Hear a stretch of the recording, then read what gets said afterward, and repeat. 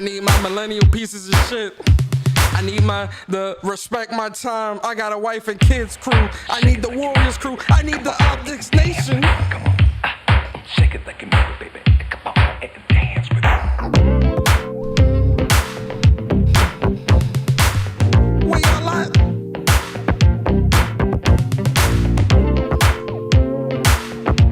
We all at?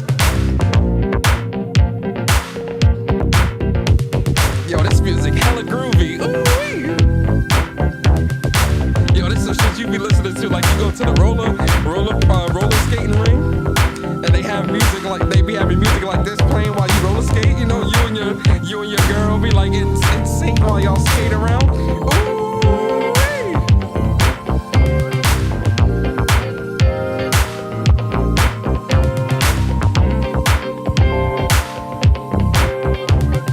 This is shit you play, you riding down the highway. They just got this blasting, just zoning out.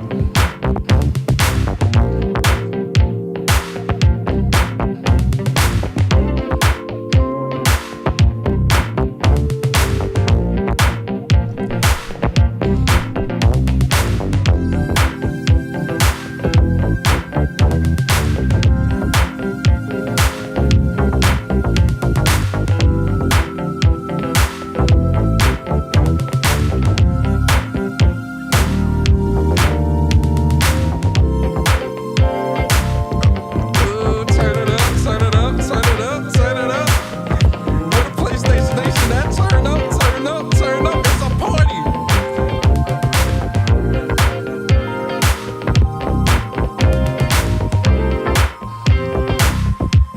We got a lot of great games coming through. We got a lot of great games coming through. I need PlayStation Nation to get hyped.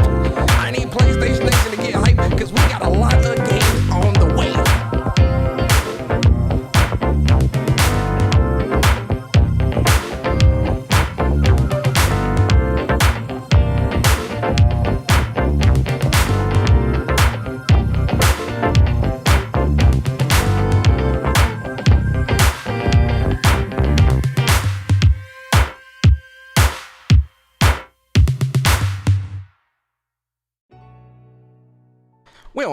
We don't let the time run out. we don't let the clock hit zero, PlayStation Nation. We're not around here. Not around here. We do not let the clock hit zero. Ooh wee. Am I feeling good? Let me start off by saying I'm a PlayStation fan too. I'm a PlayStation fan too. What is good, YouTube? What is good, PlayStation Nation? It is your boy Persona of Gaming with Persona, host of When Persona Speaks, host of When Persona Interviews, and one half of the host of What's Up PlayStation Podcast every Saturday morning at 11 a.m. And ooh wee, PlayStation Nation, I'm feeling good. First off, it's raining out here, right? First off, it's hot as fuck. Don't you hate like those rainy, so all right, so it's raining out here in New York, but it's still hot. You get what I'm saying?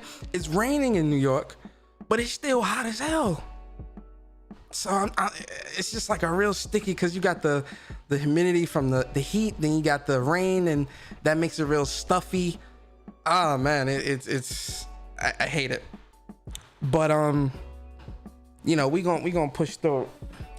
Best believe we definitely about to put that AC on blast. But yo man, listen man, I'm so happy to be here. PlayStation Nation, aren't you PlayStation Nation, don't it feel good to be a PlayStation gamer right now? First off, where's the Respect My Time crew at? Respect my time. I got a wife and kids. Where is the Respect My Time crew at? One more time. Respect my time. I got a wife and kids. I got a wife and kids. Oh, I didn't forget about you Aloy lovers. I know some of y'all are in here. Aloy, I want you to notice me. I didn't forget about you Aloy lovers. I know some of y'all are in here. You ain't gotta announce yourselves, okay? I know that the Aloy Notice Me song got a lot of y'all that hit y'all, right? And listen, I know some of y'all definitely feeling Aloy. One more time for the Aloy Notice Me crew. One more time for the Aloy Notice Me crew. I know some of y'all in here creeping. It's all good. It's all good. And then last but not least, we got to get the gaming politicians and their favorite line. You back them into a corner. What do they say? But this is great for gamers. This is great for gamers. Hey, man, listen, I got a ton of other sound bites that I'm working on creating. And they're going to be very creative. And I know you guys are going to love them. Trust me, you will. Oh, but shout out to my Optics Nation crew. Where the Optics Nation at? Optics left. Optics left. Optics left. Optics left. Optics. Where is my Optics Nation crew? You know we love you. My Warriors, where's my Warriors out at? I gotta get a soundbite for the Warriors, actually. I'm gonna do that today. Where's my Warriors at? Where are my Warriors at? Hey, man, if you are a warrior, if you're a member on the channel, throw them emotes in the chat. Let the rest of the chat see why they need to become a member. But listen, let me shout out, where are my manners? I'm sorry, I'm being so rude. First off, I'm going to ask everybody, is my sound good? Over the weekend, I was working on my sound and trying to make sure, because like I was listening to the podcast, a couple of the podcasts that I listened to, my sound was really off. So I did the cool thing about this Go XLR is you can really like get down to the nitty gritty when it comes to fixing up the sound. So I did a lot of tweaking, I did a lot of research, and I think I got the sound just right, where like I sound super clear and like, it's not too crazy. But let me know in the chat how the sound is, man, for you guys. I want to make sure everything is, you guys know I'm a perfectionist. I like things to be perfect around here. You get what I mean? So, if things aren't perfect to you guys, that means I got, I'm gonna steal one of Boris' lines. Oh, what? Oh, what? A new member has joined the ranks. A new member has joined the crew. A new member has joined the greatest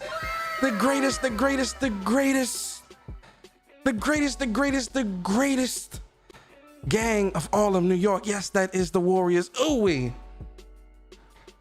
Shout out to you, man. Shout out to you. Who's that? King K. Oh, King Queso. What's good, bro? I really appreciate you, man. Oh, yeah, my millennial pieces of shit. I didn't even say nothing to y'all, man. Hold up. You're a millennial piece of shit. Shout out to my millennials. You know we love you, millennials. Millennials, we gotta stick together. You understand? I love my millennials, man. My millennial pieces of shit, man. I love all of y'all. So let me get these shout outs out the way, man. Let's get the show started.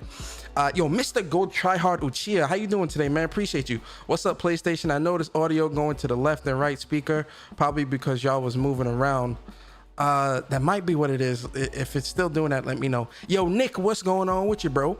Jedi Johnny, how you feeling today, man? Gaines Gaming. Ooh, that's David Gaines, aka Strictly. Shout out to you, bro. Appreciate you, man. Who else, man? Yo, King Queso again, man. Appreciate you becoming a member on the channel, man. You rock.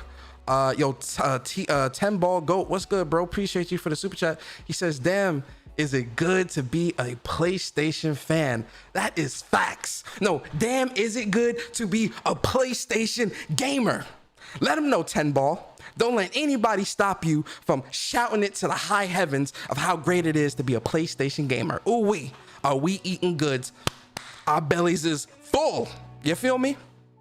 Let's play the PlayStation sound just for nostalgia's sake.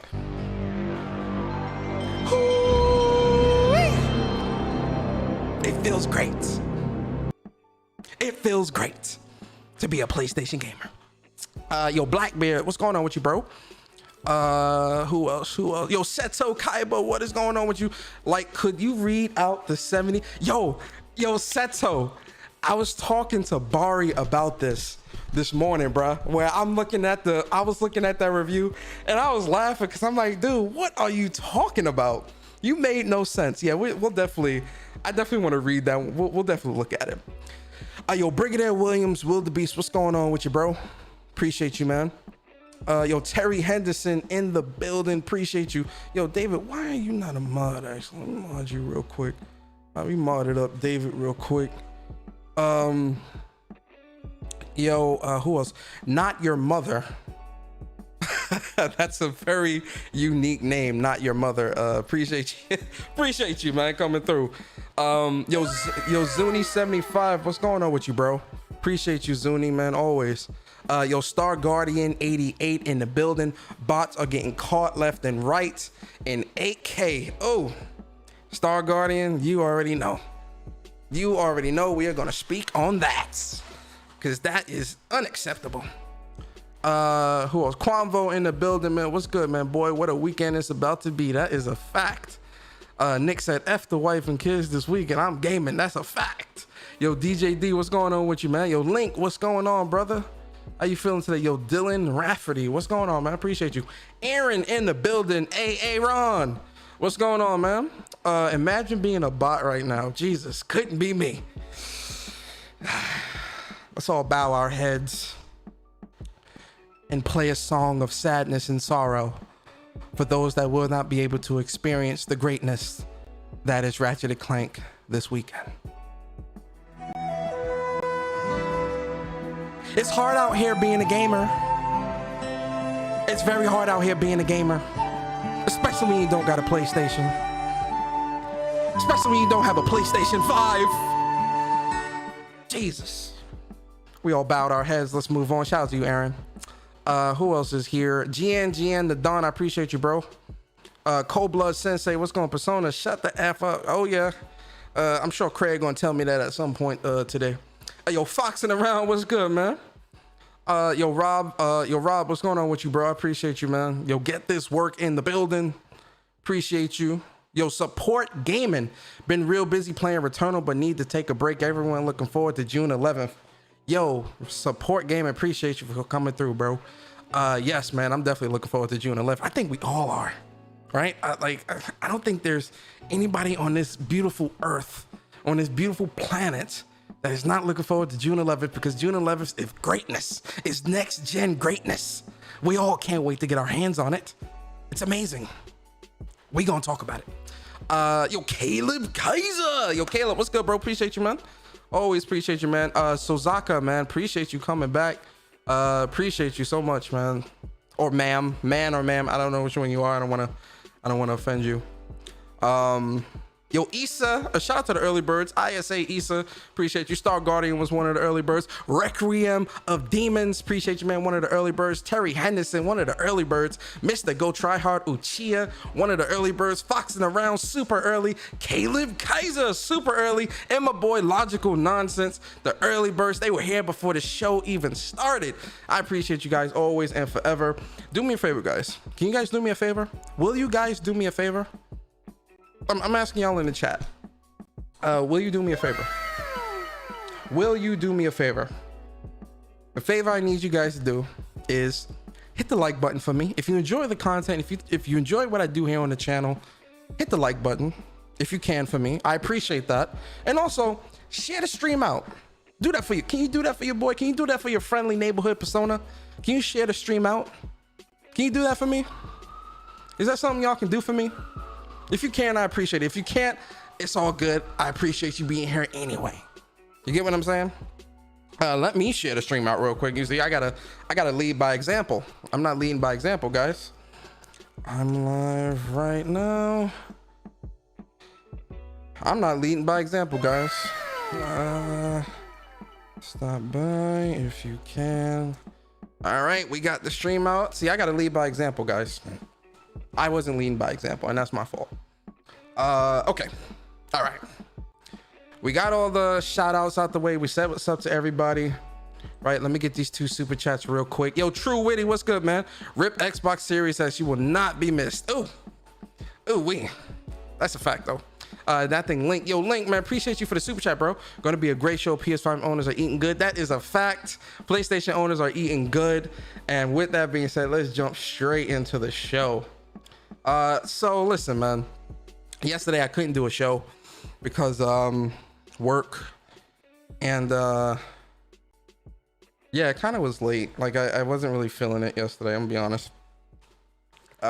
Work has really been like kind of crazy these past couple weeks with what's going on at my at work. So you know, a lot of things that I'm responsible for, a lot of things lean on me. a lot of issues. A lot of people lean on me for a lot of stuff. So, or depend on me. Let me not say lean. That's not really a good word to use. But depend on me. So like, you know, sometimes you gotta do late nights. You get what I mean? But all right. I'm here today. It's probably not gonna be a super duper long show. It depends how I feel. It depends how I feel if we really get into it, right? All right, so today, you know, we're gonna be talking about E3 expectations, right? And the reason why I put E3 expectations and not Xbox expectations because you know how some people are. Do I have the voice? I think I got the voice set up. Why you keep talking about Xbox? Your channel is all about Xbox. Persona, you're such a toxic person. They love saying that, by the way. They love saying toxic, right? Like, I feel like that's the only word people know in their vocabulary.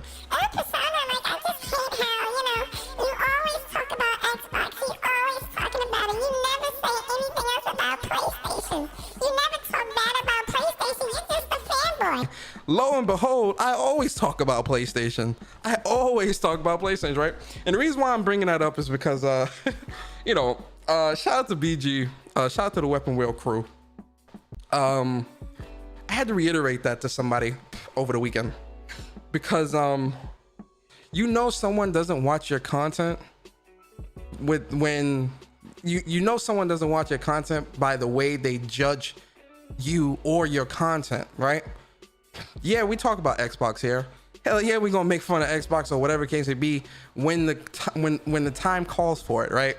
But my channel is definitely filled with a lot of gaming, a lot of game talk, a lot of gameplay, right? And a lot of me critiquing PlayStation. You know, it's funny, just last week, I was on my channel and on Barry's channel critiquing PlayStation about this whole cross-gen thing. You get what I'm saying? I was very angry about that. I was very, you know, and a lot of y'all in the chat, and that's the great thing. That's one of the greatest things about my supporters in the community that supports me, right? Is that, you know, for a lot of you in the chat, you know, I treat this as like a conversation, right? And for a lot of you in the chat, you disagreed with me. A lot of folks in the chat disagree with me, like, nah, Persona, you know, I can't agree with you on this one, or I don't think that's big a deal, blah, blah, blah, right? And, you know, the great thing about all of you is we can disagree, but still have respect. You get what I'm saying? We can disagree, but people will still come back and rock out with your boy. Because we all know we ain't full of shit here, you know? We all gonna speak our mind, we're gonna speak our thoughts and opinions. You know, everyone's free to do that. And, you know, we're gonna have a conversation. So I think that's the thing that certain people in this community, they forget, right? I can always tell when people don't watch my content because they have this preconceived notion of who I am as a person or my type of thinking and ideologies because I prefer PlayStation.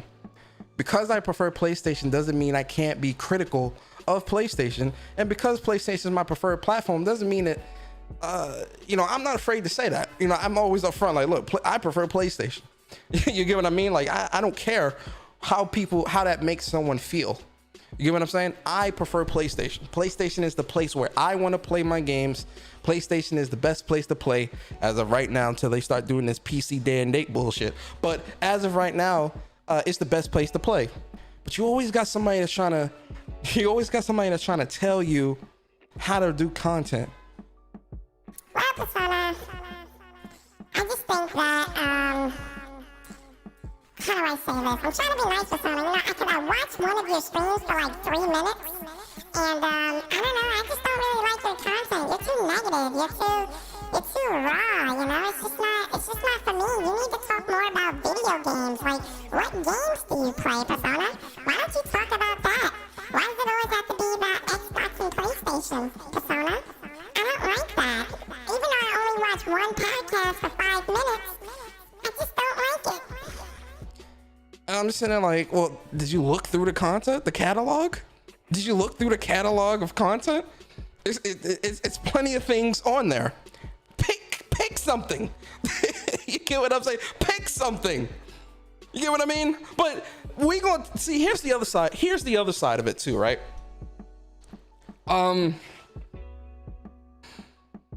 Remember, and some of you may be new to my channel, so you don't remember. You might not know about this, but for the people that have been following me for a long time, you guys remember the conversation I've had about fans versus enablers, right? And for those that know, what did I say? A fan is someone that can speak on the W's and the L's when it comes to their favorite company or brand. Enabler is someone that sweeps the L's under the rug or try to twist the L's into a W to make themselves feel better. When in reality, the L's are really L's and it's pretty fucked up, right? It's not a lot of people, but for a demographic of people in this community,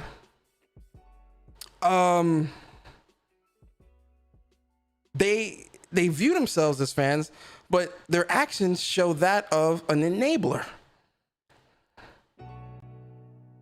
Because you can't really speak on the L's. I have no problems speaking on PlayStation messing up. I have no problems admitting when PlayStation has messed up or when PlayStation needs to do better, because I always want to see PlayStation win.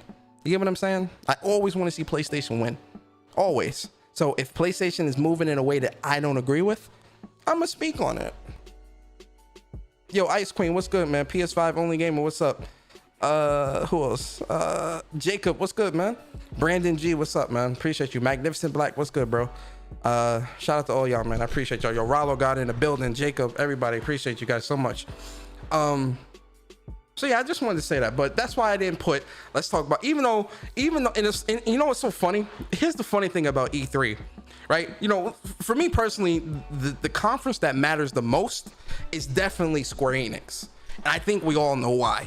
Final Fantasy 16, Babylon Falls, Marvel Avengers, the Wakanda expansion, Life is Strange, True Colors, right? The potential to see Final Fantasy Remake Part 2, right? I'm a PlayStation fan. Shout out to Darkest Hero. I'm a PlayStation fan too. What was I saying? Final Fantasy 7 Remake, right? Dragon Quest 12, right? The potential to get Octopath Traveler on PlayStation 4. On PlayStation period. I won't say PlayStation 4 or PlayStation 5, but the conference that Forspoken, shout out to Not Your Mother, Forspoken, right? There's a ton of games from Square that I'm looking forward to, that Square is at the top of my list when it comes to E3 importance this year. Like straight up, Square is top of the list. Nothing else is overtaking that, right? But here, let's all be real here. Let's all be, yo, Ravensguard, what's good? Yo, Barry, what's good, brother? Appreciate you, man. Said I'm just here, just finishing up work. No doubt. Appreciate you, Barry. Yo, Chris Righteous, what's good, man? Andre 6K, man, what's good, brother? But let's all be real with ourselves, right? Let's all be real here. A lot of us, I'm talking PlayStation Nation, I'm talking Xbox, I'm talking whoever. A lot of us are also tuning into E3 to see if Microsoft can really stick the landing. I sure am, right? And this is why I want to talk about expectations. And realistically, I want to talk about Xbox expectations. But I'm going to speak on E3's expectation as a whole, because a lot of news has been coming out. This week. Well, today actually, between yesterday and today, that, so for instance, with Warner Brothers, they said that their new games are not going to be there. So like Gotham Knights and that Harley Quinn game, that games as a service game, those games are not going to be at this E3. And I'm pretty sure Harry Potter's probably not going to be there either. And it's like, well, then why the fuck, like, why are you here? Right? Why are you here? Right? And that may sound disrespectful. People might not like that. That's fine. Why are you here? Yo, Sam Ash, what's good, bro? Why are you here wasting our time? That's what we want to see. And I know some people are probably going to hear that and not like that, and that's fine. That's perfectly fine. But for me personally, it almost seems like a waste when you hear stuff like that, because you get excited, your expectations is high, especially for me when it comes to majority, I won't say all, but when it comes to a lot of these conferences, I do go into these with expectations being high, because for a lot of the shows, I am expecting, there's at least one or two games that I'm interested in, right? So my expectations are high. So for Warner Brothers, when Warner Bros says, oh, Gotham Knights and the other game, what's it, Suicide Squad, I forgot the name of the other game. But when they say games like that aren't going to be there, and Harry Potter might not be there either, I'm sitting there looking and I'm like, well, do I need to be there? You get what I'm saying? So that kind of dampened my expectations when it comes to them. Capcom released a list of like some of the stuff that they're gonna be showing. I don't think that's gonna be all of what they are showing. Personally, matter of fact, let me go to Twitter. I don't want to be a liar. I think Nibble had posted it up. Nibble. Nabillion, where you at, my boy? Come on through, Nabillion. Come on through, my boy. Oh, here we go, yeah. So,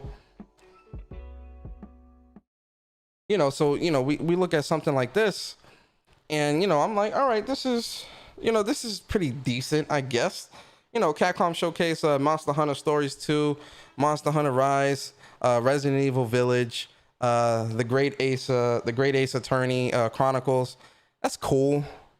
I don't think that's going to be everything that they're showing. I hope that's not everything that they're showing.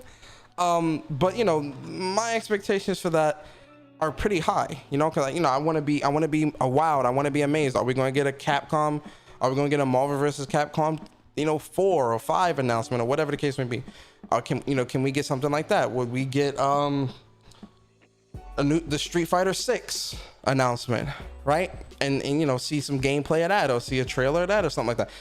I always go into these with an expectation kind of high, and I know people say, well, why my expectations are low, and I'm not really looking forward to it, blah blah. And I'm like, yo, man, I don't really approach gaming like that. You get what I mean? And no disrespect to anybody that does, but I don't know, for me personally, my expectations is always high. And even if like I leave out disappointed, I'm never mad that I had my expectations that high, right? Because I love gaming. I'm excited about games. I'm excited about getting new games, playing new games, seeing how these developers are taking advantage of new hardware, all these different things. I'm excited for that stuff. You get what I'm saying? So anytime there's hold on, can I magnify this? Yeah, yo guys, I'm really getting old. I'm not even kidding. Like I can't see. I'm really getting fucking old, guys. So serious. Yo man, I'm getting old. Like I'm looking at the chat box and the text is so small. I think I need glasses. It's funny, I used to wear glasses as a kid. Well, a little bit in middle school and high school as well, but I didn't really need them, like, because my eyesight was really good. So like, I didn't really need them, but now it's like, I can barely see. I can see, but it's kind of weird, kind of low. But anyway, so my expectations are never low when it comes to that, when it comes to gaming, when it comes to this stuff, because I really want to be impressed. I want to be impressed. I want to be, ooh, this looks so amazing. Oh my god, this looks good. like we all want to be amazed like that. So I always go into these things with my expectations high, right? So like I can never really approach anything with like, oh yeah, my expectations is low, I don't really care, and people will say, oh yeah, I'm keeping my expectations low so that if I'm disappointed, and I'm like, nah man, my expectations is always high, especially when it comes to my favorite platforms, my favorite developers. My expectations is always high because there's always the hope. I'm always hoping that they'll surprise us with something, or I'm always hoping that it'll be monumental. Right, and maybe that's my fault, like for even going into that. Who knows? Whatever. But so for Capcom, I'm not really like when it comes to expectations, it's always going to be high. But with Capcom, I hope that they do give us something like Street Fighter 6, Marvel vs. Capcom 5 or 4, or whichever number we're on right now, right? I don't think Infinite was a main line, or if it was, it wasn't a numbered, so I don't know if that counts as 4 or not. I'm sure Barry or somebody will correct me in the chat. I think if there was another Marvel vs. Capcom announced, that would be 4. Somebody correct me if I'm wrong. I could be wrong. So, you know, with Capcom, there's that. Warner Brothers, you know, they talking about, you know, this is not gonna be there, that's not gonna be there, and I'm like, I'm looking like Magic Johnson. I'm not gonna be here. Like, I'm not. What you talking about, bruh? You lost me. You lost me. But still, once again, I'm a PlayStation fan too. I'm a PlayStation fan too, right? Let's look at the schedule too, actually, because we can talk about that. We can talk about this while we look at the schedule, right? So let me zoom in a little bit more so y'all can see that. Y'all can see that, right? Y'all can see that? Let me know if y'all can see that in the chat. Let me know if y'all see that in the chat. Is that clear? Anyway, so, you know, Saturday we got the pre-show. Ubisoft, yo, let's talk. You know what? Let's talk about Ubisoft, man. Let's talk about Ubisoft. What did Ubisoft say? So Prince of Persia is not going to be there. They said something else. They said something else wasn't going to be there either. Jesus, what was it? I'm pretty sure Beyond Good. Yo, like, we haven't seen anything from Beyond Good and Evil 2, like, in 2 years, like 2 or 3 years. I don't know. It's been a very long time since we've seen or heard anything about that game. So I'm hoping that we can get like some type of announcement with that stuff, like see some new gameplay. Is it coming to PlayStation 5? Let us know what's going on with that, because realistically right now we still know next to nothing. They showed us a gameplay a couple years back that we really haven't seen too much of after the fact, and it's like, you need to show us something. Prince of Persia remake is not going to be there. They're pushing that back, right? Rightfully so. Prince of Persia remake, that don't look like no remake. That look like a remaster or some upscale bullshit. I'm gonna be honest with you. They definitely need to put that back in the oven. Throw some more yeast on that bread and let that rise a little bit more. Cause yeah, no, no. And some of the NPCs, I remember in the trailer, some of the NPCs, there was like double or triple of like the same NPC in the same crowd. I'm like, oh hell no, bro. No. We not doing. Yo, Vedra, what's good, bro? We not doing that. We not doing that, right? So Ubisoft, you know, when it comes to Ubisoft, I'm expecting them to surprise us with something, right? I really do hope that they do surprise us with something, but at the same time, Ubisoft is kind of, especially with the way they've been talking the past couple months, it looks like they're definitely trying to shift to a different direction that really might not be a direction that I can be on board with. And if they do that, the Splinter Cell. Yo, listen, man, I think Ubisoft are trolls, man. Yo, David Gaines, man, I appreciate you for the super chat. He says, Ubisoft is bugging. They've been really off since Origins. I want to see what Riders Republic does. Won't be shocked if it's free to play though, given the route they are taking. Blame Warzone and COD models though. Now, Rider Republic is, I think that's still up in the PlayStation Store to pre-order. You got to pay for that. But I think a lot of their future projects are going to be free to play. And I think a lot of their future projects are most definitely going to, bro, they put a lot of microtransactions and stuff like that in the paid versions of games. I can only imagine what the free version of a game is going to look like. Like when it comes to, like, you know, the cosmetics and like the stuff you can buy and pay for.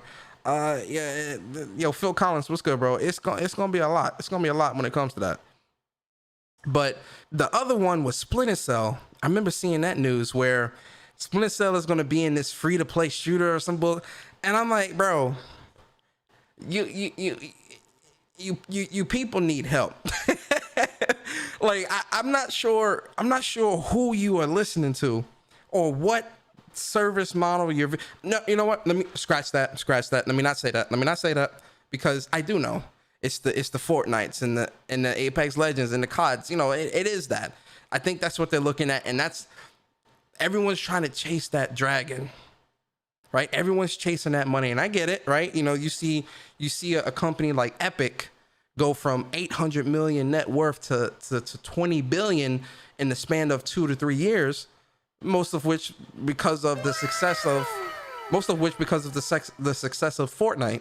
So I can see how companies may look at something like that and look at those sales projections and look at the amount of people that are gravitating towards that and say, oh, you know, I want to get a piece of that pie. I want to get a piece. I want a part of that.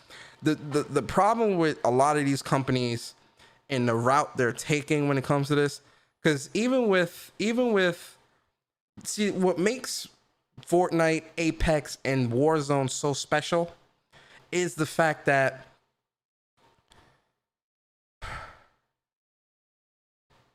they all three, even Activision, I really gotta give Activision credit. Even though I'm mad at Activision, I'm mad at Treyarch because they've really shitted on traditional 6v6 gameplay, right? Like I'm a traditional multiplayer guy. All this battle royale stuff, I really don't care. I don't care about none of that stuff. That's not really something that I'll ever get on board and really truly support and make something that I mostly play when it comes to multiplayer gaming. I really don't sign off on that stuff. I really think that stuff is trash. I think it's killing traditional multiplayer. You know, it's very unskilled and this is just my opinion, man. Like, don't take my opinion as fact. This is just my opinion, but it really is garbage. In my opinion, it's garbage. It's garbage, right? I can't support none of that stuff. I don't care if it's Warzone and it's COD. I don't support that stuff, right? I want traditional closed off structured multiplayer, 6v6, 8v8, whatever case may be. That's what I want, especially with Call of Duty. I want that. I want the traditional multiplayer to shoo shoo pew pew pew. That's what I want, right? None of that battle royale stuff. But I can acknowledge that when it comes to Fortnite, Apex, and Warzone, they all have done a good job of, one, captivating their audience, capitalizing off the success, and maintaining the interest when it comes to playing the game. I mean, how many events, you know, with Fortnite, how many events have they had, and, you know, special characters, and, you know, I think they just added the DC characters, Batman and Robin and Superman and all this other stuff as playable characters, you know, keeping themselves relevant, keeping themselves in the public eye, you know, and really evolving the game and growing the game and making it to what it is. That's why Fortnite is successful. They take the time. They, you know, as much as I dislike battle royale games, I can acknowledge the success. Yo, Tony, what's good, man? Appreciate you coming through. Yo, no cap, man. Sick, man. Appreciate you coming through, bro. Yo, True Virgil in the building, man. Shout out to y'all, man. Round of applause. Round of applause for everybody in the chat, man. I appreciate y'all so much. How many people we got in here, man? Let me shout out y'all. Hey, man, 106 in the chat, man. Appreciate all of you, man. Appreciate y'all so much. So, you know, with Fortnite, that's why its success has continued to grow, and it's become what it was. With Apex, the same thing. Apex, you know, Respawn with Vincent Pella and team, the original you know, well, not original, but, you know, pretty much the godfathers of COD in the war, in the Infinity War and whatnot. So they know how to make a shooter, right? So you see something like Apex Legends free to play, and they've really built upon that because it was a surprise release, and they really built upon that and had really cool characters, really cool events, improved the game, different maps, different modes. They've built that community up and supported that community, and that's why it's where it's at. Same thing with Warzone. Warzone just came out with the 80s content pack for Warzone, and I think some stuff for traditional multiplayer on Cold War as well. Again, Warzone has done a great job of supporting the community, doing special events and all these different things. They've done a good job of doing that. You know, if other companies are looking at that success and seeing all the money that's being made within those three. Because realistically, when you look at it, Fortnite, Apex, and Warzone are the big three when it comes to battle royale. Those are the big three, in my opinion. I could be wrong. You guys may disagree. If you do, let me know in the chat. But those are the big three. If Ubisoft is looking at that type of money that's being made within that market and thinking that they're just going to come in and, oh yeah, you know, we're just going to throw some iconic characters in there and, you know, y'all just going to just throw money at them. No, you have to really put time, effort into cultivating an audience and maintaining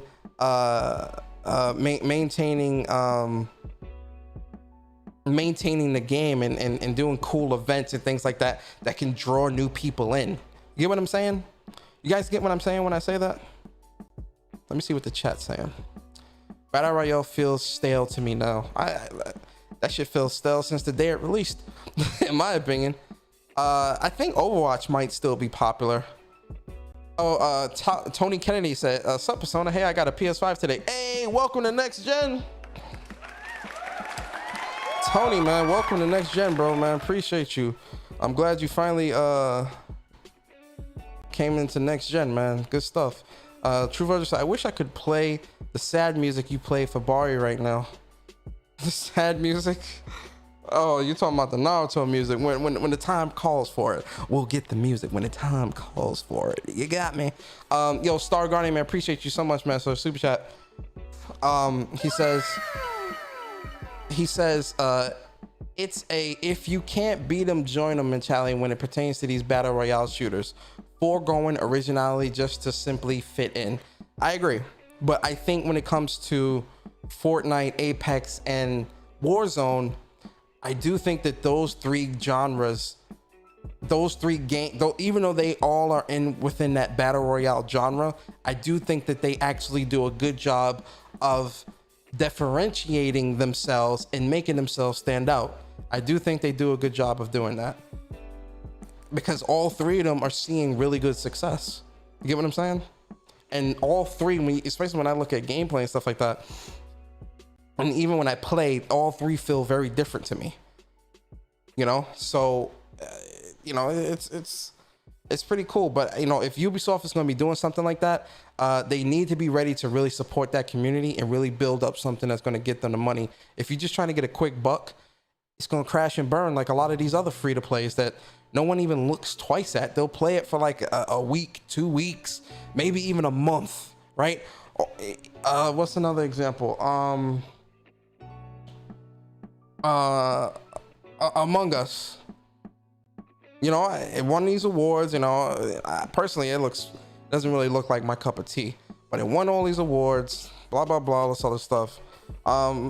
They had 1 million views on Twitch. Blah blah blah. A month, 2 months later, ain't nobody talking about the game. No one talking about it. No one posting gameplay. It had AOC playing with a bunch of popular streamers. Ain't nobody talking about the game now. People still talk about Fortnite. You see shit with Fortnite. You see shit with Apex. You see stuff with Warzone. You know, a lot of these free to plays, they'll get traction for like 2 months, a month, then they fall off.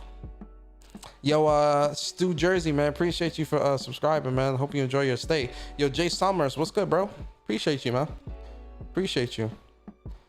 But yeah, man. So with Ubisoft, man, they gonna have to really. I'm looking at Ubisoft with the side eye. Right, I think Ubisoft, they need to. I'm looking at them with the side eye. I really am, because they've been talking real funny the past couple months. So I'm really looking at them to be like, all right, you know, you need to show me what you really got cooking. Gearbox, I'm not really.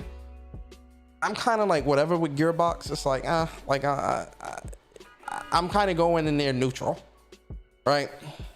I really don't have, that's probably one of the shows I really don't have any crazy expectations for. Like whatever they show me, if it looks good, and then all right, cool. If it doesn't, all right, whatever. Games Beat Session, I'm good. I don't know what the fuck that is. 2K Entertainment's Naraka Blade Point. What is that? 2K's 24 Entertainment. I think that's a new that's an anime or something like that. We gonna save the Xbox Bethesda show for last.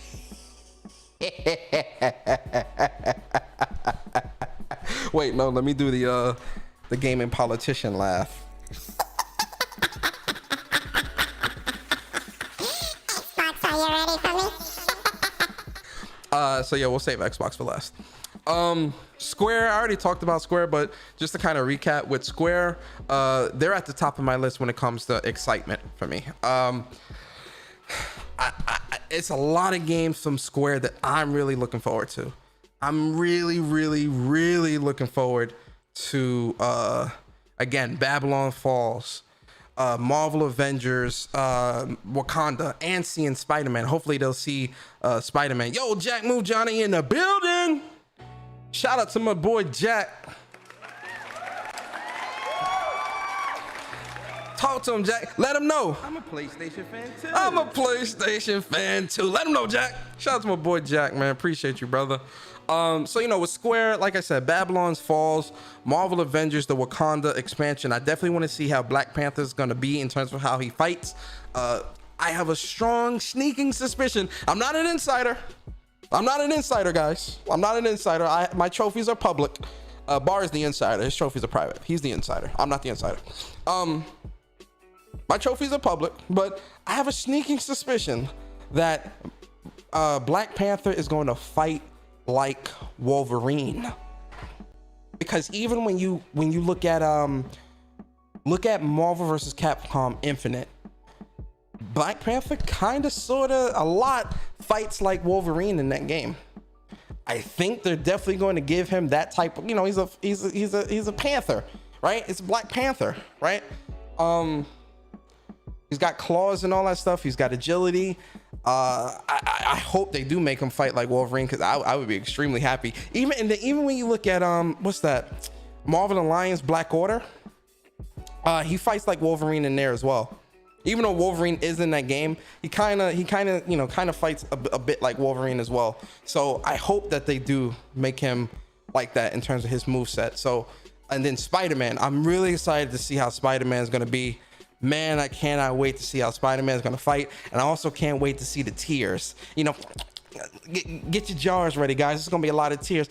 Oh, why is Spider-Man only on PlayStation platforms? That's anti-consumer, guys. They shouldn't be able to do that.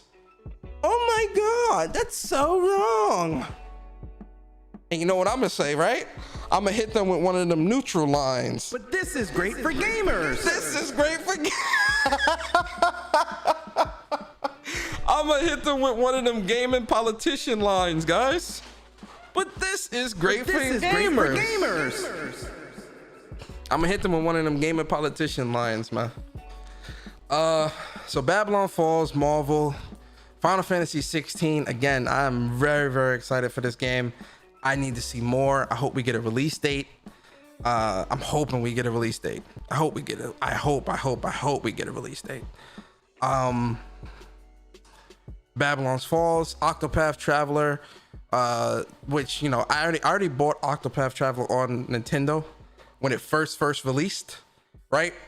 So like, you know, I love when people say, oh, if you really, you know, because I got all these consoles for a reason. You know, I got Nintendo platforms and all this stuff because they all give me something that the other can't, right? At times. So when Octopath Traveler first released on Nintendo back like 3 years ago, I fell in love with the game then. And I bought the game. I put about 50, 60 hours into the game. And then I'm like, yo, man, I want to get like the platinum in this. And I want this to come to PlayStation. And I was like, I feel like this is going to come to PlayStation. They need to make that announcement here at E3. Like, hey, look, Octopath Traveler. But see, here'd be the cool thing. If they did the announcement like, hey, guys, Octopath Traveler is coming to PlayStation 4 and PlayStation 5. Download it now. Like, if they do that, I'm going to do one about and be like, yo, let me go download that real quick. You know, like, I'm going to be very happy with that. Very happy. So, Octopath Traveler for sure. I hope we get like at least a trailer for Final Fantasy, not Final Fantasy, at least the trailer for Dragon Quest 12. At least the trailer. At least. Can we get a trailer at least? That's all I'm asking for, is a trailer. Can we get that? You get what I'm saying? So yeah, and then obviously I hope we do get Final Fantasy 7 Remake Part 2. For some reason, yeah, Final Fantasy Remake Part 2. I'm trying to think what else. Oh, I know, so apparently Square trademarked or renamed some of the old Final Fantasy games. I think it was 1 through 3 or 6, 4 through 6 or something like that, where they have the remake now. It says remake. So the speculation is that we might be getting Final Fantasy 1 through 3 or 4 through 6.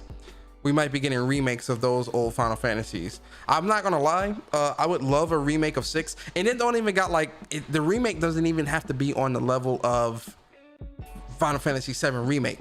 I'm fine with a remake in the style of Octopath Traveler. Honestly, for a lot of these old school JRPGs, I'm fine with the Octopath Traveler treatment, right? Because that's what we're getting with Dragon Quest 3 2D HD remake, right?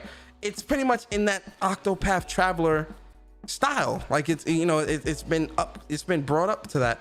I'm fine with a lot of those old school JRPGs getting that type of treatment. The ones that have the ones that are sprite based, the sprite based ones, which majority of them were. I'm very happy. I'm very fine with getting that, right? You know, with improved controls, improve, you know, music, and obviously improve visuals and areas, and maybe add some new moves or something like that. Because I never, you know, I'm gonna get some flack here. I know some of y'all gonna probably want to beat me up, and that's fine. I never played Final Fantasy 6, right? I know, guys. I know. But listen, guys. I'm a PlayStation fan. I'm a PlayStation fan too. Don't beat me up. Don't beat me up, guys. Okay? Don't beat me up. I never played Final Fantasy 6. I started at 7. I know, guys. I know. Relax. Calm down. So I wouldn't mind getting that in a remake format. The other one is I actually think we might get a Final Fantasy 13 collection announcement at Square Enix conference. I think we're gonna get that. Rollo guy said that's a point deducted. Yo, Wolflow, what's up, man? Final Fantasy 6 was Timber, so I'll let you live this time. Ah, man, yo, shout out to Phil Collins, man. Shout out to listen, guys. I'm a PlayStation fan too. Don't beat me up, guys. Don't beat me up. I'm sorry, guys. I'm sorry. But if we get a fight, because I didn't like yo, Bar. I knew Bar was gonna get at me. I didn't like Final Fantasy 13, man. I'm be honest with you guys. I didn't like Final Fantasy. I didn't like Final Fantasy, Final Fantasy 13, 2, 13 Lightning Returns. I didn't, yo, back during the PS3 days, I did not like those games at all. But if they do re-release the 13 collection on PlayStation, I will give it a chance. I will. Yo, Crap Gamer, what's good, bro? Appreciate you coming through. Is that the real Crap Gamer? Or is that a troll account? I don't know if that's the real crap gamer or not. Yo, if that's the real crap gamer, shout out to you, bro. If that's a troll account, shout out to you. What's up? I don't know if that's the real crap gamer or not. So, you know, 13, if they release the 13 collection, I'll definitely give it a chance. I'll really sit down and, like, regardless of how angry or how much I may dislike the game, or try to at least, I'm gonna give it a chance. I'm an adult now, so I'm gonna go in it with an open mind. I'm gonna try to play those games and play through 13's collection again, and even Lightning's Returns, because I don't like Lightning's Returns with the whole time thing and all that, and even thinking about it is starting to piss me off. I'll give the games a try, okay? I will give the games a try. I will give those games a try. But yeah, so Square is at the top of my list. Yo, B Staples, shout out to B. What up, B Staples? I I heard you just said my expectations is too high for Square. No, my expectations are just right when it comes to Square. My expectations are right because Square is definitely about to deliver here, sir. They're definitely about to deliver. Warner Brothers, they got Back for Blood. I'm good. I'm not trying to see that. I don't care about Back for Blood. I'm not buying the game. It ain't getting pre-ordered. I'm good. Warner Brothers is another one. I'm kind of like, yo, I'm looking at you with the side eye. PC gaming show. You know damn well we don't care about no PC. No one cares about PC. Nobody's watching that. Anyway, future games show. I don't know what that is actually. When I first seen that, I was like, is that PlayStation? Then I'm like, nah, PlayStation would have definitely let us know. And then Monday, they got Take-Two interactive panel. Listen, if Take-Two ain't talking about GTA, I really don't care. And that would be a Rockstar panel anyway. So Take-Two, you can take off. I don't care. Mythical Games, I'm gonna check that out and see what that's about. Indie Showcase, I'll check the Indie Showcase out. And you know, that looks pretty cool. Freedom Games, I don't know what that is. Ven, I don't know what that is. Capcom, we talked about Capcom. Razer, I'm good. And then Tuesday, the broadcast pre-show, and then the Nintendo Direct. I'm really looking forward to the Nintendo Direct because I definitely want to see these new Pokemon games. I'm hoping they show us Zelda Breath of the Wild 2. I definitely want to see what that's looking like. There's another game from Nintendo. There was another game from Nintendo. Wow. I think Pokemon. Well, because there's two different Pokemons, right? It's the Pokemon Brilliant Diamond and you know what? I got it pre-order and I forgot. Lord have mercy. Hold up. I do not want to be made a liar, and I don't want to do. I think it's Brilliant Diamond. I got it. I got the double pack pre-ordered because I did enjoy these Pokemon games back in the day. Brilliant Diamond and Diamond and Pearl. So Brilliant Diamond and Shining Pearl. Those are day ones. Those are day ones for me. So I definitely pre-ordered those. Yo, Blade Drew, what's good, man? Arceus. Is that the name of the open world Pokemon game? Arceus? Let me know, Blandrew. Shout out to Blandrew, man. The only Nintendo guy to follow me. Shout out to him. Appreciate you, brother. So you know that's Nintendo has like about 2 or 3 games. Oh, the new Metro game. Can we get that new Metro game too, man? Like I know they scrapped it and restarted. Can we get that? Can we see that? Can we see that new Metro game? You feel me? Yes, we need that. I want to see Metroid. I want to see the new Metroid game. Yes, the Pokemon Arceus. Shout out to y'all in the chat, man. Yo, where would I be without the chat, man? I appreciate y'all. Always and forever. Round of applause. Round of applause for the people in the chat. Yo, Jesus Morales, what's going on with you, man? So you know, Pokemon are serious. I'm pretty sure they'll probably show a little bit more Brilliant Diamond, Shining Pearl, Breath of the Wild 2, the new Metroid game. If we could get even a glimpse, just a little something. Bayonetta 3, yes. Even though y'all gonna beat me up again, guys. Let me get behind cover. Let me get behind cover real quick, cause y'all gonna beat me up. Y'all gonna beat me up, so let me get behind cover. I'm behind cover. I ain't playing none of the Bayonetta games. I know. Craig, talk to me. Persona, shut the fuck up. I know, Craig. I'm messing up, Craig. One more time, Craig. Persona, shut the fuck up. I'm sorry, Craig. I'm sorry. Yes, I didn't play none of the Bayonettas. I know the chat already trying to run down on me. Relax. I got Bayonetta. I ain't started. So Bayonetta 3, I'm interested to see how Bayonetta 3 is gonna look. But listen, I ain't gonna lie to y'all. I won't lie to y'all. I didn't play the Bayonetta games. Shout out to Ice Queen. I won't beat you, but for some, I know Ice Queen. I know, guys. I know. How did you miss Bay? You know what? I don't know. I just didn't. It's funny because I love Devil May Cry, but I didn't buy Bayonetta. I don't know why. I never got around to it.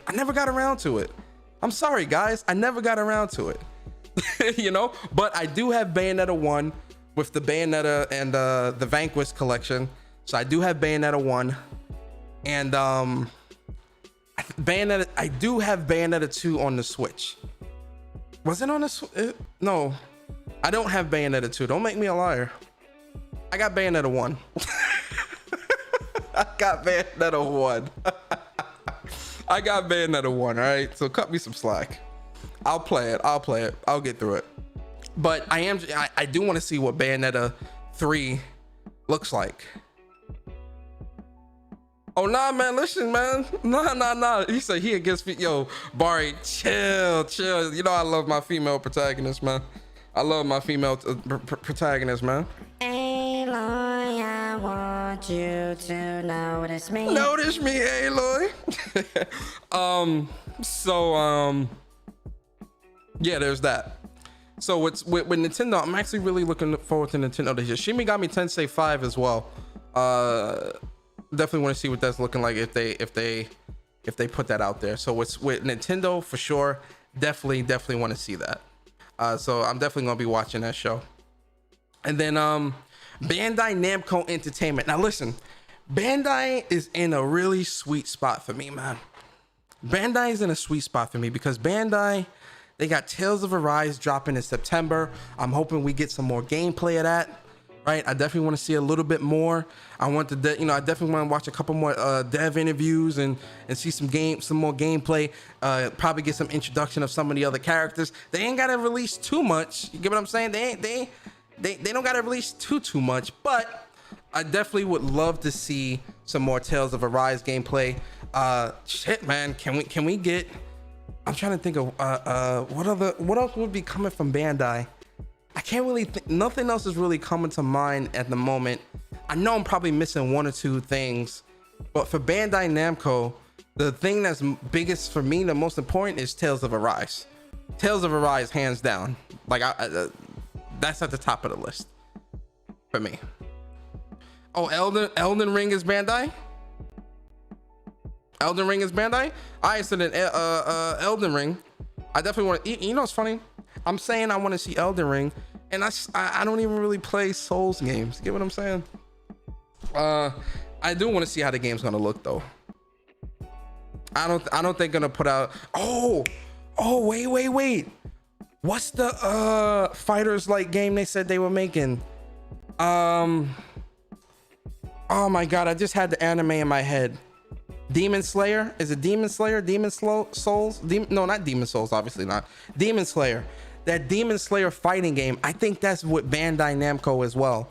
If that's with Bandai Namco, I definitely want to see that. But I know that there was this Dragon Ball Z Fighter style, this other game that was going to be, that they said, was it My Hero? Was it My Hero? I think it was My Hero Academia that they said that I seen a rumor that they said there was gonna be a My Hero I think it was My Hero that they said My Hero Academia was gonna be getting like a Dragon Ball Fighter Z style game, and I'm like, yo, if we get a My Hero Academia tag team game in the style of Dragon Ball Z Fighter Z, oh my god, I need that. I want it to be My Hero. My Hero's got the catalog. They've got the characters, man. They can pull that off because they've already got the blueprint with these My Hero 1 Justice games. They've already got the blueprint because you can already do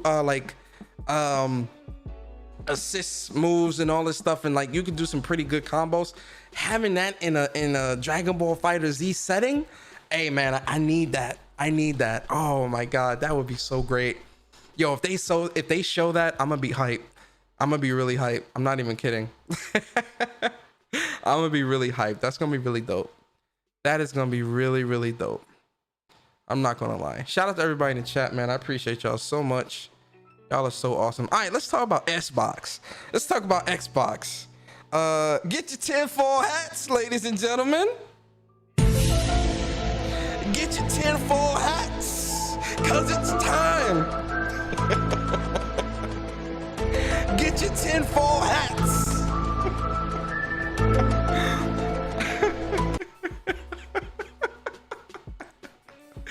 Get your tinfoil hats.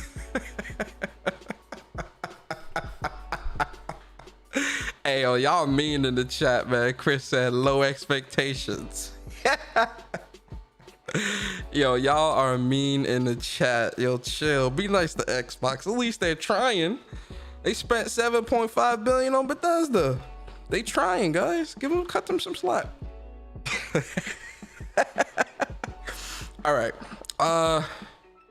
Should we talk about Xbox in the Xbox gamer voice, or should I just use my regular voice? What do you guys think? I'll let you guys decide. Oh, Scarlet Nexus. That's another one with Bandai. I can't wait for that. Yo, Henry Heck, what's good, bro? Scarlet Nexus, that's another one. They might show off a little bit more with that as well. Should we do the Xbox gamer voice, guys? Should we do the Xbox gamer voice? Type a 1 in the chat if we should do the Xbox gamer voice. Or type a 2. Regular? Gotcha. Yo, Games for Eternity, what's up? Yo, I ain't seen you in a minute. Games for Eternity, you good? Appreciate you, bro. Corrosive, what's good, man?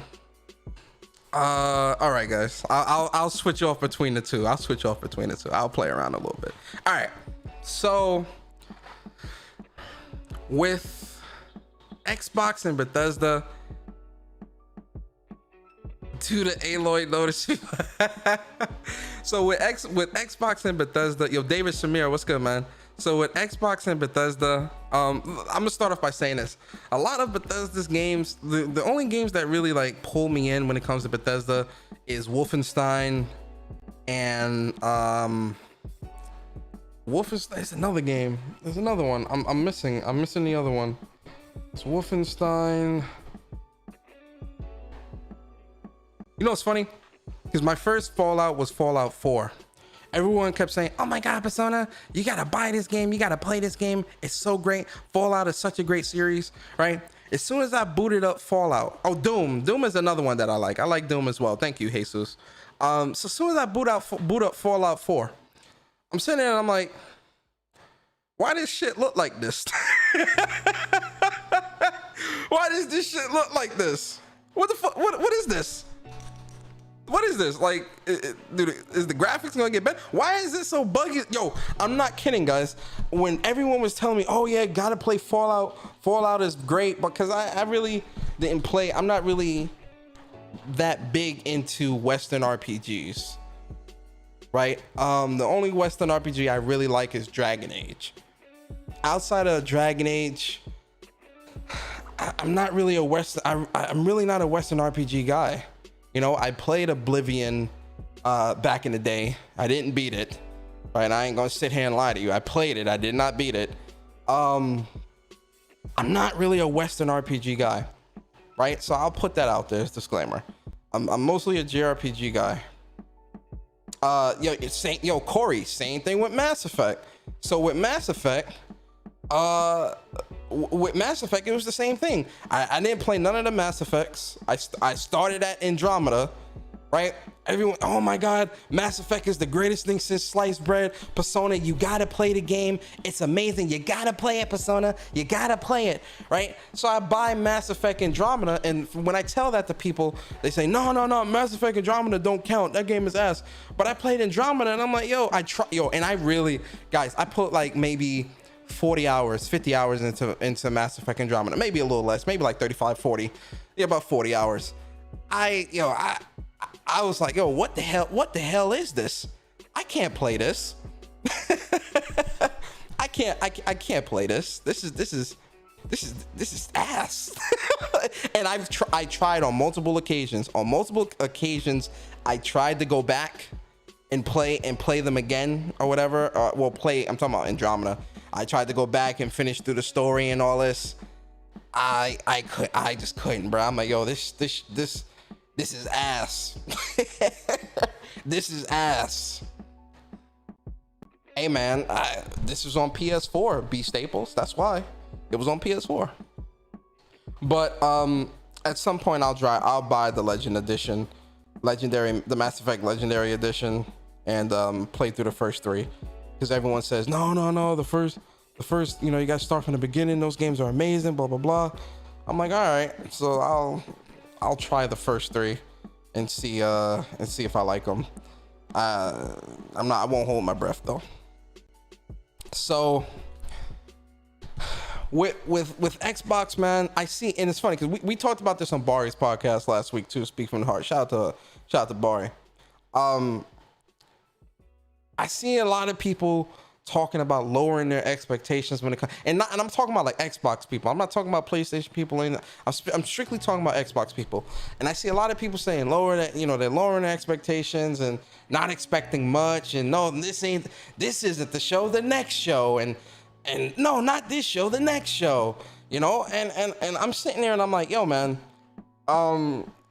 if I was like an Xbox guy, I would go in there with like my expectations really high personally. And I'm not even trying to like troll or nothing like that. I'm being serious. With Xbox, man, here's my thing though. Xbox is people have been saying wait till E3 for Xbox for like 5 years. For like 5 years, bruh. So it's like, yo, like with this show, especially with the moves that they have been making. Hold on.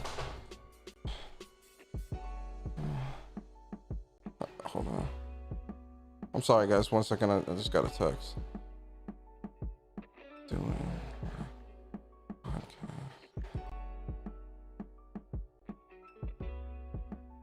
Sorry about that, guys. So sorry about that. Let me put this on vibrate.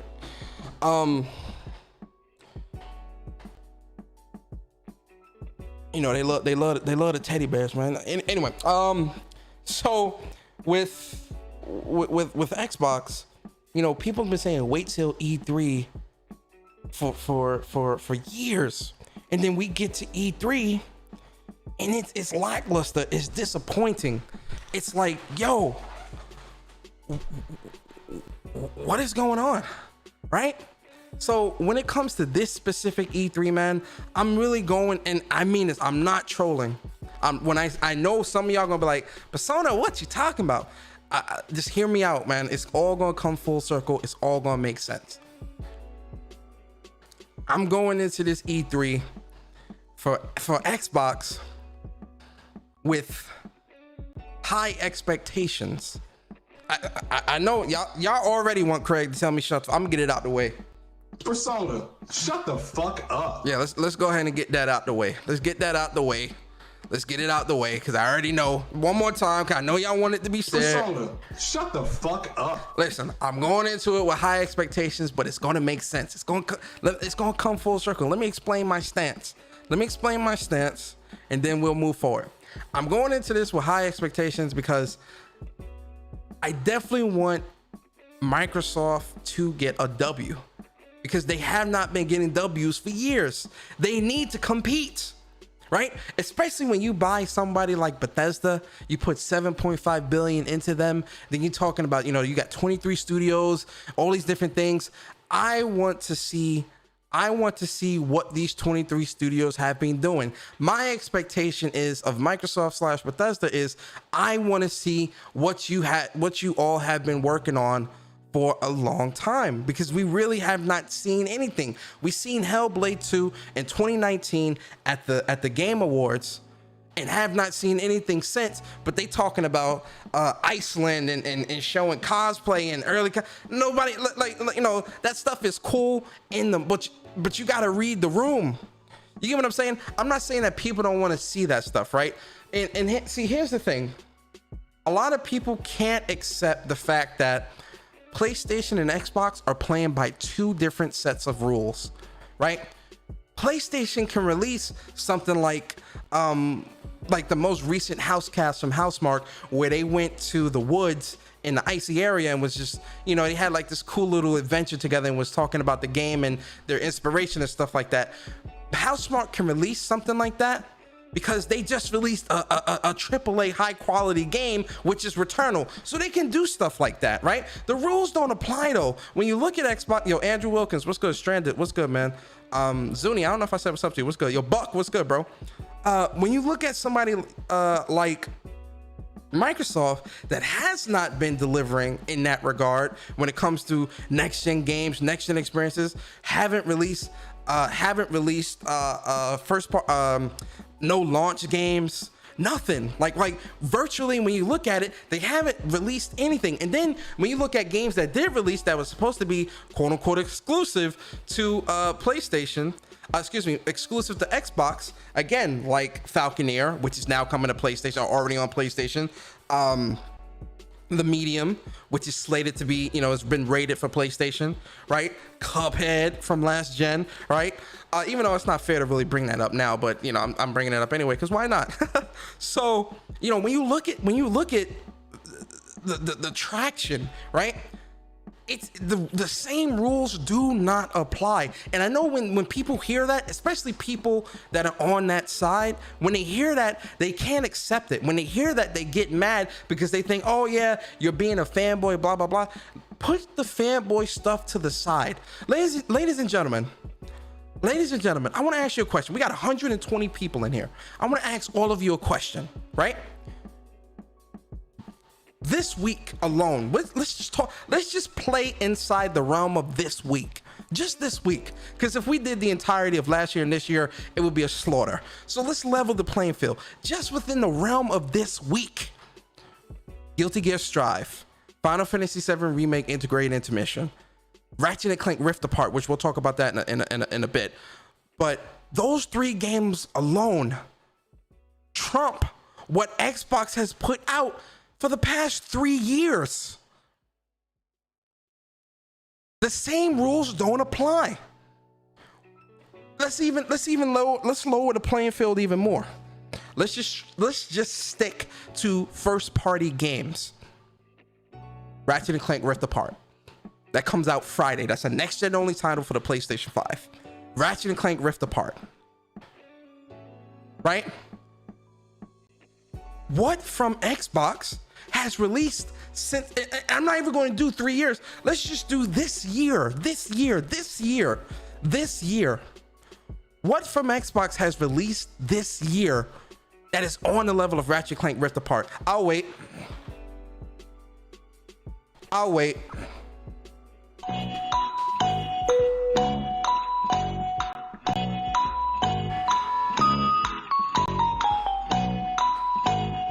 You give up? Nothing. So when I'm looking at the track record of what Xbox has not delivered, right? When I look at the track record of what not has been delivered from Xbox, this E3, I'm looking at Xbox and I'm saying, okay, my expectations from you are extremely high because you have not delivered in years past. You have these studios, you just spent $7.5 billion on Bethesda, you just solidified that deal, you've reassured that your commitment is to Game Pass. That is the commitment. We see it. You need to show us as gamers what you've been working on, what we can expect. You have to wow the audience. Hold on.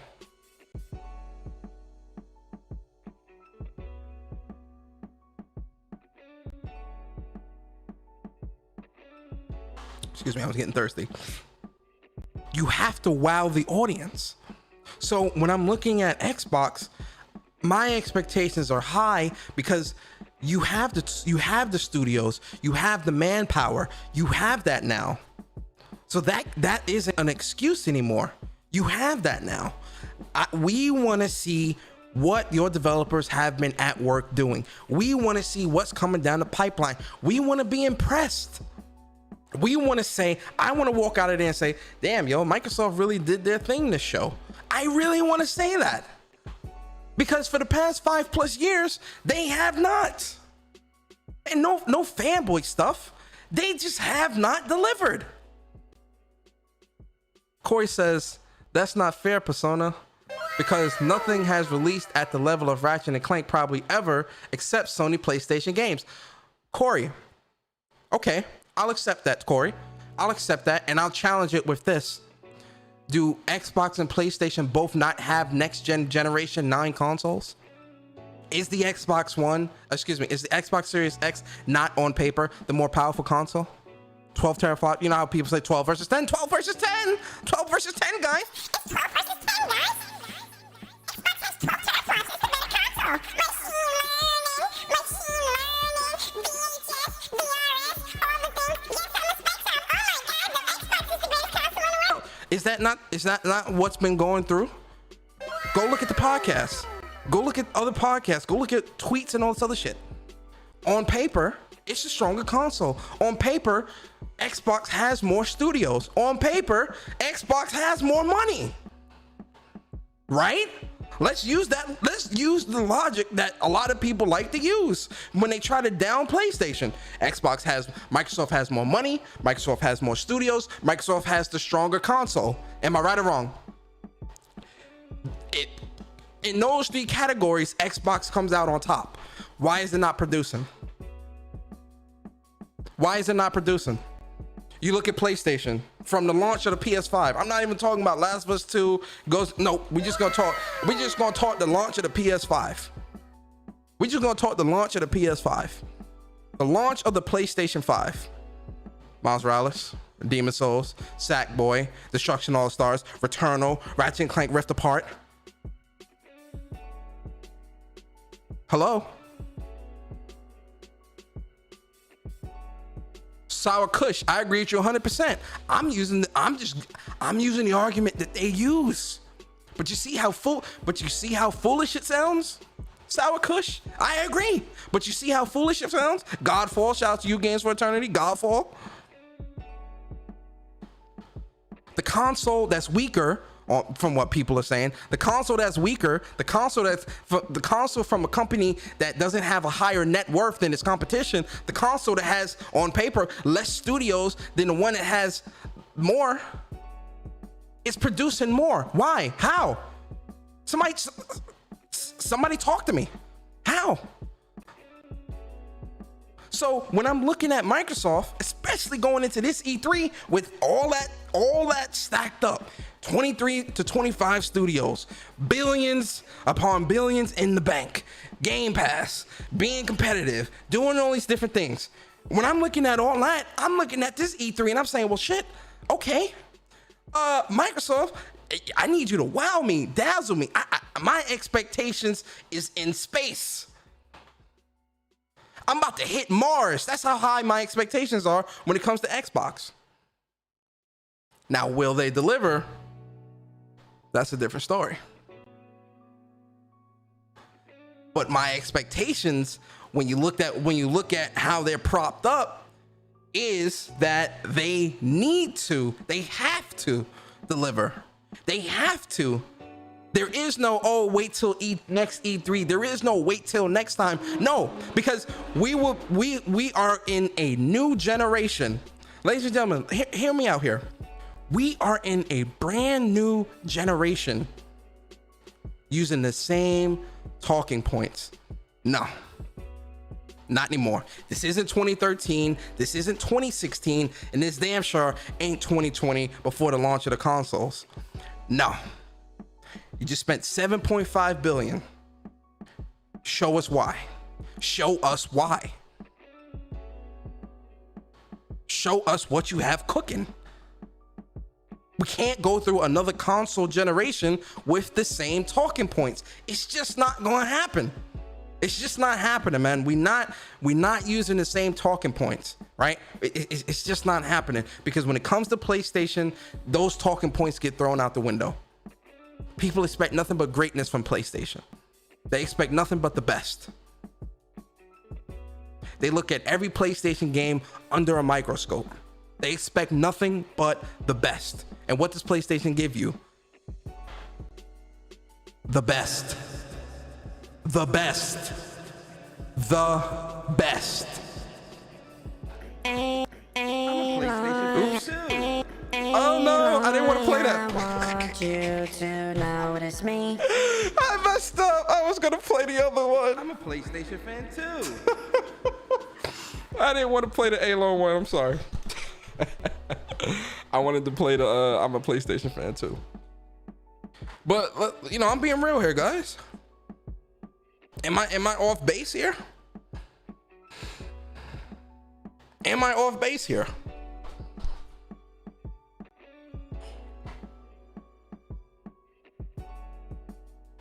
David admit this is great for gamers. But this is great for gamers. It ain't great for gamers. Cause look what gamers are not getting. Great games. I'm very off base. Yo, B Staples, come in the chat. Come in the chat and tell me how I'm off base.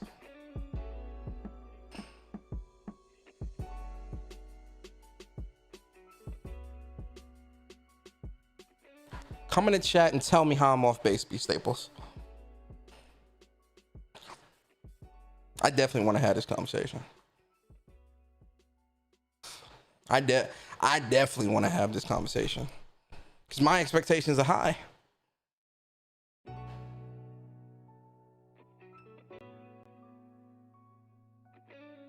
Come through, B Staples. I'm in the give you 10 minutes. Oh no.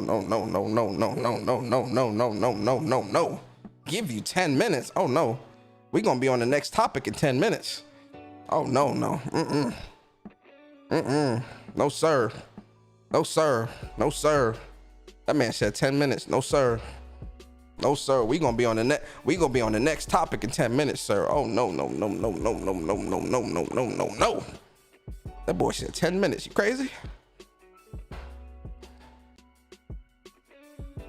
Yeah, go into the Speak from the Heart one and I'll pull you down.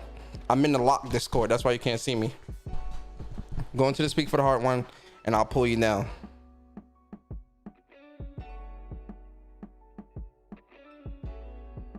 I'll pull you down once you go into it. That boy said 10 minutes. No.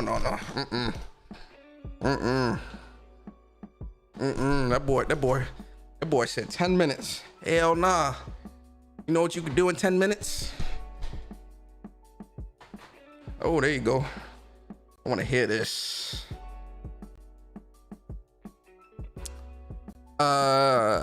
Yo, B Staples, say what's up to the people in the chat.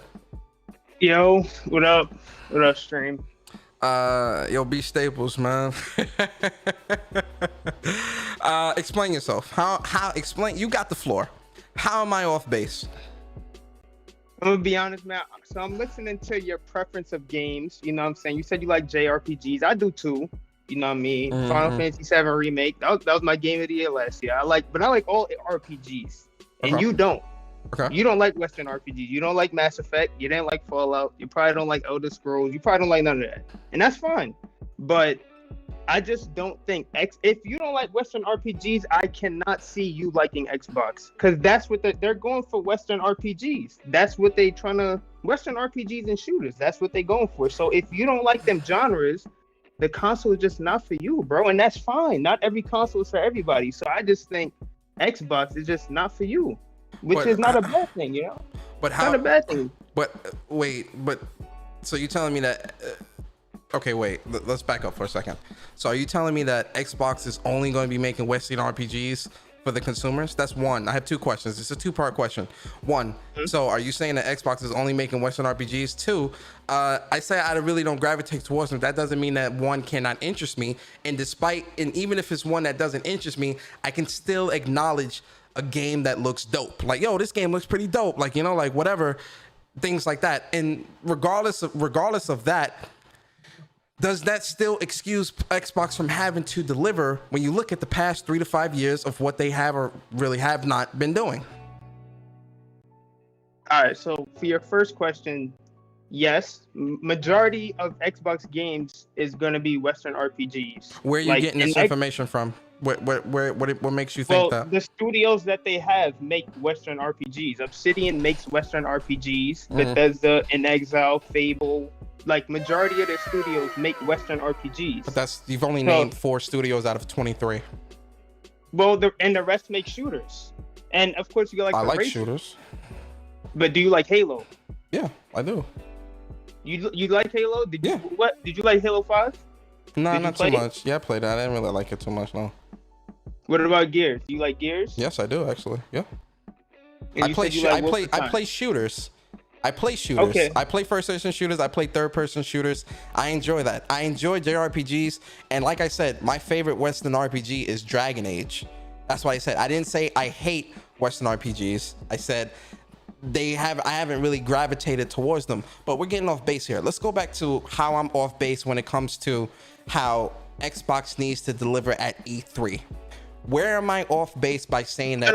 Hold on. Let me ask this question, Don. I'll let you speak. You got the floor.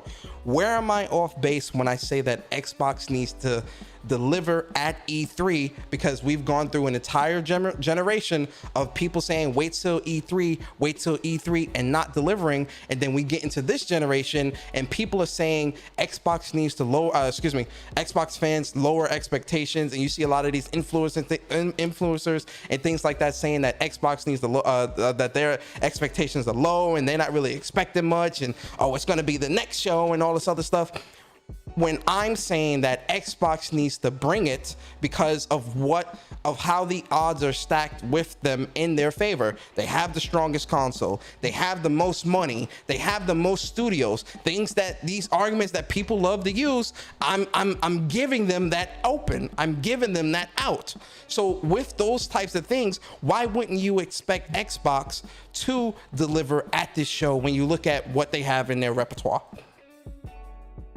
Okay, so I'm with you when I say that they need to deliver. I don't think anyone is out there saying no, they don't need to deliver. That's nonsense. My problem is when you say your expectations is at the moon.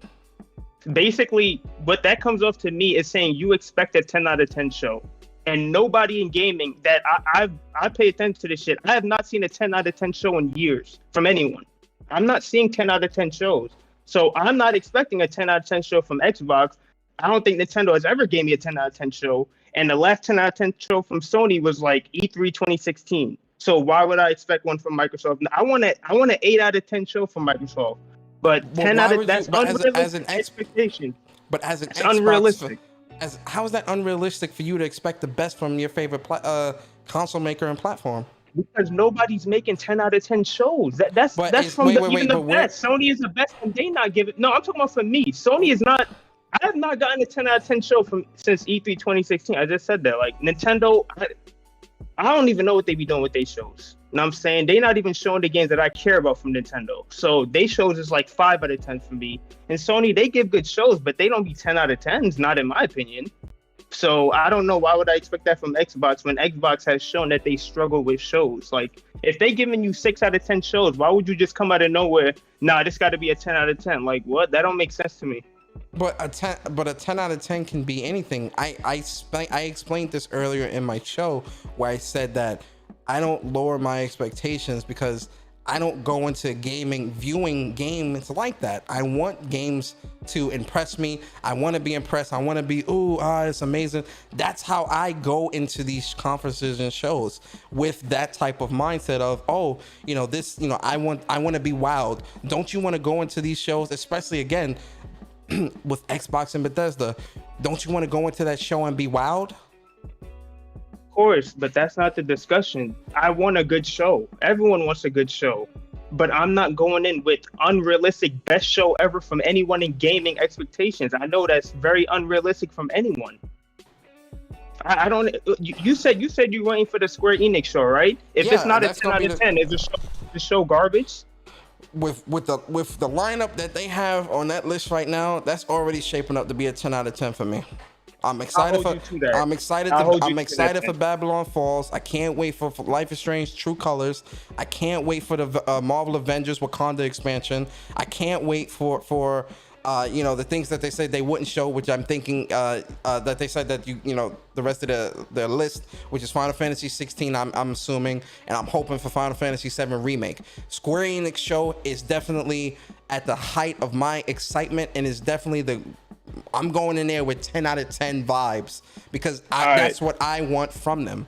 This is why I don't understand. This is why I said I don't understand why Xbox fans are going into a show like this, which is really, I hate to say, but it's make or break.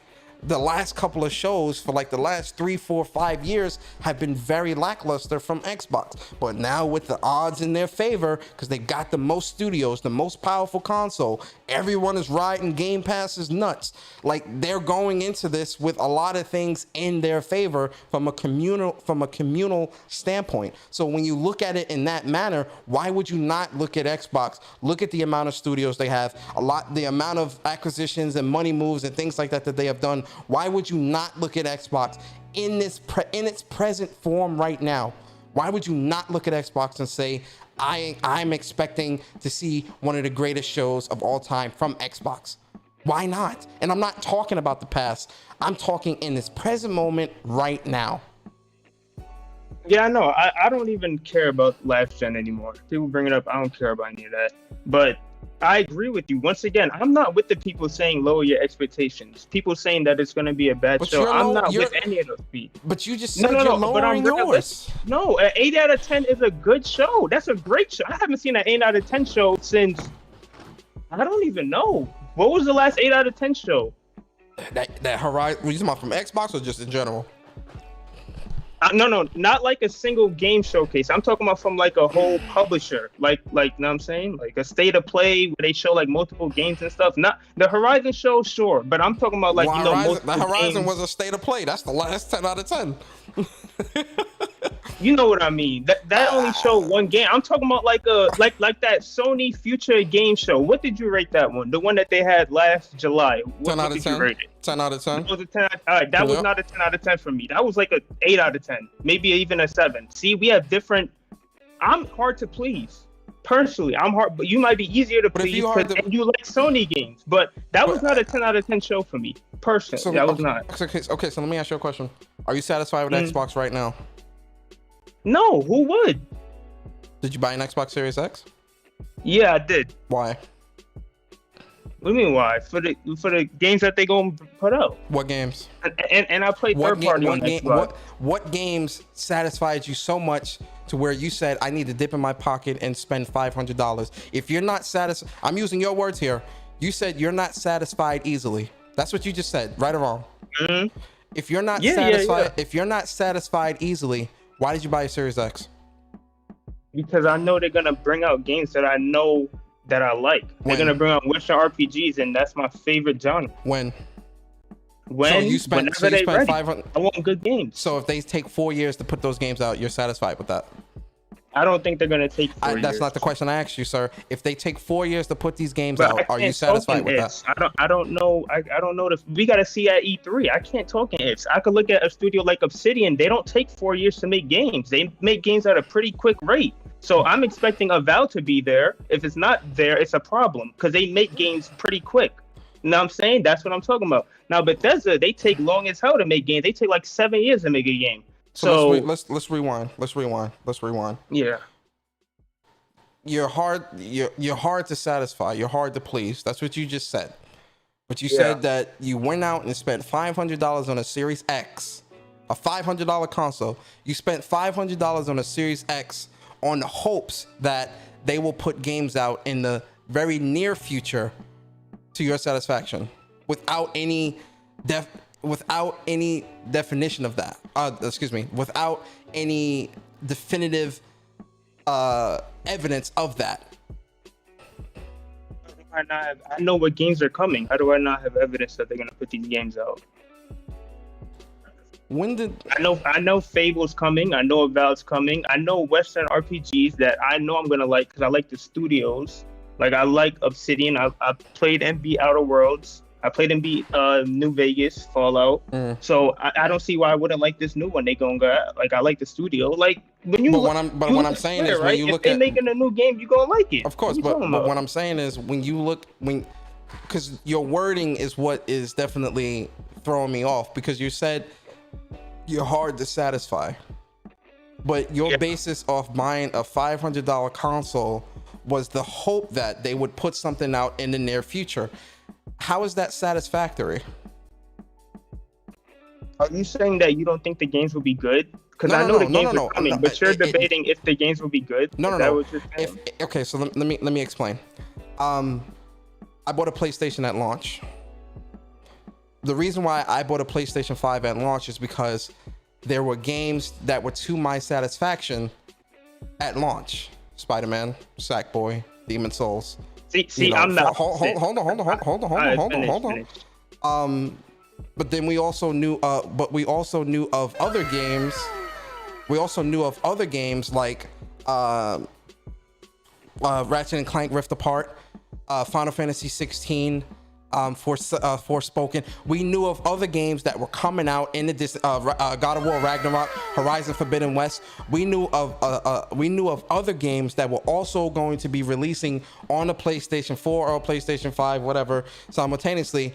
And that, me having that definitive evidence, and then also looking at the launch titles, was something that made me be very satisfactory and confident in buying a PlayStation 5 at launch. What was your confidence level with buying a Series X at launch, looking at what they've produced in the past and the lack thereof of launch exclusives, and really of knowing when any games were released in 2021? So you said you bought a PS5 for the launch lineup in the near future of the games that's going to be released, right? That's basically what you said? Yes. And that's where we differ, because I bought a PS5, but I did not buy for the launch lineups. I bought Miles Morales, which was cool, but it's not nothing to write home about, in my opinion. And I bought Demon Souls, which was pretty good, but it's not a reason to buy a console for. So I really bought this PS5 for the big games like Ratchet and Clank, which I'm going to buy, God of War, and Horizon. I know those games are coming. I don't know when they're coming. They could come this year. They could come next year. I have no idea. But I know they're coming. And when they come, I got the system already. I don't got to go through no hassle to stalk a website and do all that other stuff. I already got the system. But I did not buy this for Miles Morales. Hell no. I beat that game in like 2 days. And I'd never touched it again. So how long are you willing to wait for Xbox to get their act together? So what? I sell the console? No. I'm not talking about selling it or nothing. It's a general question. How long are you willing to wait before Xbox gets their act together? If you're saying that you're not going into the show expecting the 10 out of 10, more like an 8 out of 10, 7 out of 10, whatever, and all this other stuff, right? How long are you're an Xbox fan, you're an Xbox gamer, shout out to you. How long are you willing to wait for Xbox to get their stuff together? Let's see what happens with Halo. Let's see what happens with that game. Let's see how it comes out. Let's see how they re-show it, how it comes out, and how the multiplayer is. And then I'll give you a better answer there. I can't be mad. So you're excited for Halo? I'm a Halo fan, yeah. So you're a Halo fan. You're excited for Halo. Okay. Yeah. So let's explore that. So being a big Halo fan and seeing what they showed last summer of it being in that lackluster form, that still sold you on buying an Xbox Series X at launch? No, but I didn't buy this for the games that were at launch. When I bought this, I didn't even know about the games at launch. I'm just talking, looking at Halo's gameplay and seeing how lackluster and how like pop-ins and how unfinished it was, and for them to show it in that state, to see something like that, where was your confidence level for Series X after seeing something like that? Well, I definitely had questions. Seeing Halo like that would alarm anybody. But they what type of questions did you? What type of questions did you have? Give me an example of a question that was the kind of like, after seeing that, it popped in your head and he was just like, whoa, like, yo, this is crazy. Like, what type of question?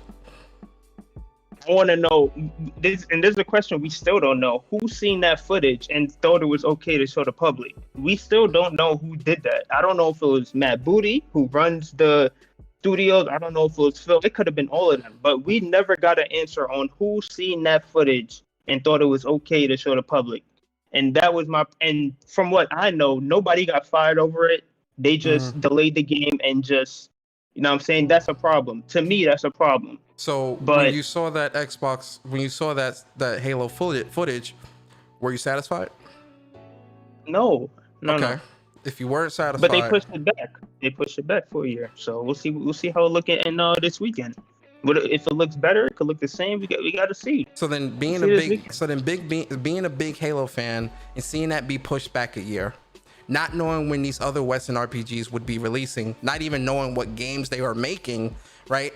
And seeing that the Xbox Series X had no games at launch, and really the leading up to now still no games. Where was your satisfaction level? On a scale of 1 to 10? Yeah, where's your satisfaction level right now with Xbox? Maybe like a 5, 6. 5, 6. Why not a 2? I still... Huh? Why not a 2? What do you mean, 1 out of 2? Why not a 2? Why a 5? Oh, because I still think they did great things with the console. Like I what? still like I said, I got both consoles. I think the UI is way better than the PlayStation ones. I think the PlayStation one is way too. I don't know what's going on over there. I still play my third parties on Xbox and seem to do a pretty good job. I think Game Pass is doing a pretty good job. So they didn't totally botch it like the Xbox One. The Xbox One was a botched console. They didn't totally botch it, but the Xbox One is a 2. You know what I'm saying? That would, well, nah, because they had games at launch, but it would be lower than this one. But this is still great hardware. They just got to start releasing some damn games. But no, they didn't totally boss this console. 2 was crazy. Okay. 2 is like the Wii U. That 2 is the Wii U, basically. That's what that is. Let me get these super chats real quick. Yo, honey, hot sauce. Appreciate you coming through. She says, "Hi, Persona. I expecting the Xbox show to make me want to buy a new Xbox. I'm bringing my magnifying glass." Shout out to you, honey hot sauce. Yo, listen, I'm coming through with the telescope. They better deliver. Shout out to you though. Yo, Vedger in the building, man. Vedger, I appreciate you for the super chat, bro. He says Xbox is labeled as premium, which comes with high expectations. There are no lower your expectations within premium. A consumer of premium, you are expected to demand the best out of the best of the best, right? I think he's asking. I think that's directed towards you. How do you answer that, B Staples? He said I should demand the best out of Xbox. Yeah, right. Yeah, like he's asking that question. I mean, I hope they do the best that they can. I'm also a realist though, and I know, you know what I'm saying? I mean, obviously I want them to do the best that they can and give me a 10 out of 10 show. Who wouldn't want that? But I'm a realist and I'm not going to come out here and just start battling bullshit that I know probably won't happen. All right, so let me throw another hypothetical at you now. Say this show comes and goes and they don't deliver. Not even an 8 where you say you kind of floating around. They don't even deliver at the level of an 8, right? It's a problem. Big problem. Okay, that's a big problem, but where does your loyalty lie after this show if they don't deliver with Xbox? To be honest, I don't know. If they show Halo and it's not looking right, if they show a whole bunch of third party, they show some indie shit. I'm not too mad at the indies, but you know, they gotta show some big shit. If this show is not good, it's a problem. Big one. A lot of questions being asked. But once again, Xbox, they don't, I don't know. Like they don't really fire anyone. They don't.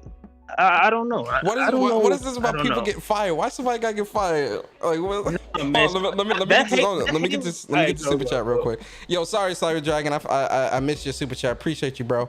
Cyber Dragon said, use a ratchet to tighten up an Xbox nut. If not, it will clank upon the floor, cause a rift apart. Hey, yo, wait.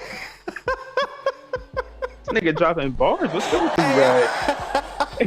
Wait, let me read that again. Yo, shout out to Cyber Dragon. That was dope. Cyber Dragon said, use a ratchet to tighten up a Xbox nut. If not, it will clank upon the floor and cause a rift apart. Hey, yo, Cyber Dragon, let me find out you a rapper, boy. You got bars out here, boy. You got bars out here. That was nice. Yo, Cyber Dragon, that was nice. That was nice. That was nice. That was nice. That was real nice. That was nice. Round of applause to Cyber Dragon for that. Hold up, man. That was nice. That was nice. That was nice. That was nice, man. I gotta give you that, man. I gotta give you that. What fortune cookie you steal that off of, Cyber Dragon? What fortune cookie you steal that off of, huh? So yeah. All right. I mean, for me personally, Xbox has to deliver. It's got to be a 10 out of 10, in my opinion. No, it has to be a 10 out of 10. That's crazy to say. It has my expectations are high. I want them to deliver. That's you. That's you. I want them to deliver. Everyone's different. I want them to deliver. And I'm not saying that to be like, yo, bro, people do this with PlayStation all the time. PlayStation showed hold on. Xbox. Nah, see, no. It don't. Every day. Yo, B Staples. Xbox got the more powerful console. Xbox got more studios. Microsoft has more money. No. We are not doing that, bruh. We're not doing that. What does them being ahead have to do with anything? People still are holding PlayStation to a higher regard than Xbox. Of course. Did we not see how last gen went? They slapped the shit out of Xbox. Of course they're going to be held to a higher standard. B Staples, how backwards is that? Why would that backwards? Because why would you not also hold Xbox to a higher standard? Because you expect more of them because they failed last gen. You get what I'm saying? You win if okay. Say you failed a test and your teacher gives you back the test and they say, oh yeah, you can retake it Friday, but I'm not expecting you to do no better than you did just now. Is that what you want to hear? Or do you want to hear, oh, you failed now, but there's room to improve, and I think you can do better. You can retake the test Friday. I'm expecting you to get a higher score. Is that not something you would expect a teacher to say to a student when they give them a failing test? Right or wrong? That's right, correct. So when we're looking at Xbox, why would you not also treat them with that same regard? Yes, PlayStation is the leader. They're the market leader. Yes, PlayStation is definitely delivering. And yes, PlayStation is also going to have a microscope on them, and everyone is going to be expecting nothing but greatness from PlayStation. We get that. But for the company that has failed to deliver, why would you not also expect that from them after they failed? Explain that to me, because they're still trying to get back on the feed. Like, they still trying to get, they don't have everything in order. I don't know, like PlayStation, they slapped Xbox so bad. So I don't know how you could put them on equal grounds. They're not equal right now. PlayStation is ahead of them by a lot. So I don't know how the expectations are the same. B Staples. Xbox got the more powerful console. Xbox got more studios. Xbox got more money. What are you talking about? PlayStation is still ahead of them despite all of that. So how much does that really matter? Like, how much does that really matter?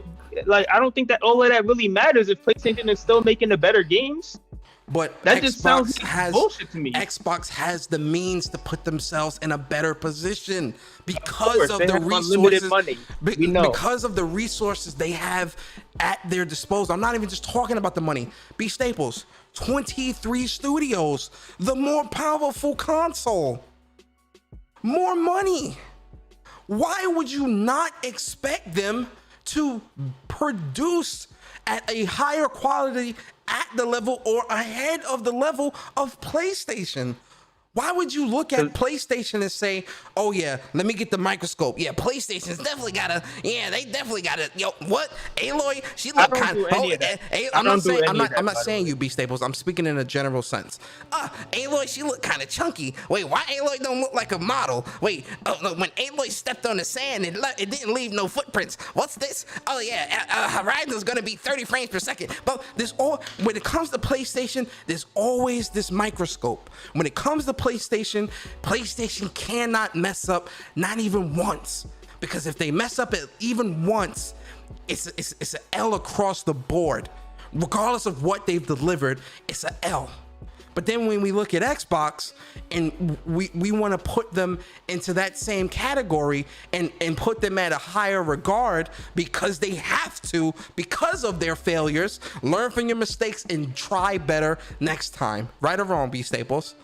When you look at what Xbox has at its disposal right now, why would we not put them in the same category of expectation? I'm not saying the same category in terms of quality.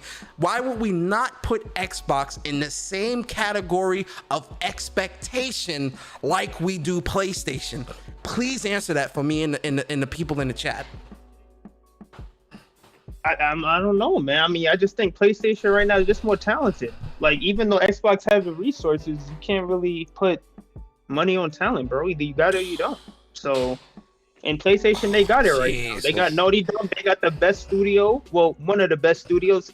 Who on Xbox got a Naughty Dog? You can't just buy a Naughty Dog. They're not just sitting out that stuff or nothing. Like, you know what I'm saying? You got to build that shit. It takes time, too. You got to build that shit up. Naughty Dog was making fucking Jack and Daxter. And then they made Uncharted. Like, you keep I'm making, B Staples, why you keep making excuses, bro? You keep That's making not excuses. You making That's the way I look excuses at for both Xbox. of them. I would never put Xbox and PlayStation on the same level right now. I have not seen anything from Xbox that warrants them to put them on the same level. I'm not saying them being on the same level quality-wise. I'm saying being on the same level based expectation-wise. In terms of expectation, once again, with PlayStation, the expectation is always they need to deliver the best all the time. No room for mistakes, no room for excuses.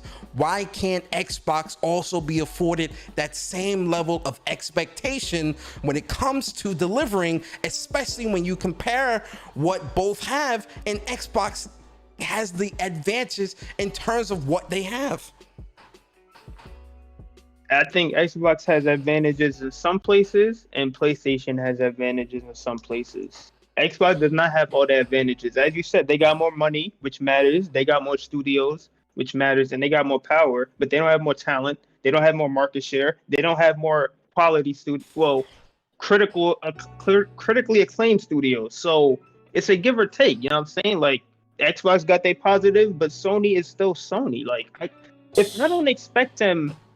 If I don't think they're on the same level as them talent-wise, why would I ever put them on the same level expectation-wise? Like, that's like expecting a middle-of-the-road team to perform the same level as a Super Bowl winning team. Like, that doesn't make sense to me. No, there's levels, and there's levels, there's levels, bro. Even look at Nintendo. I don't expect Nintendo to be Sony. Nintendo does their own thing. They don't even pay attention to nobody.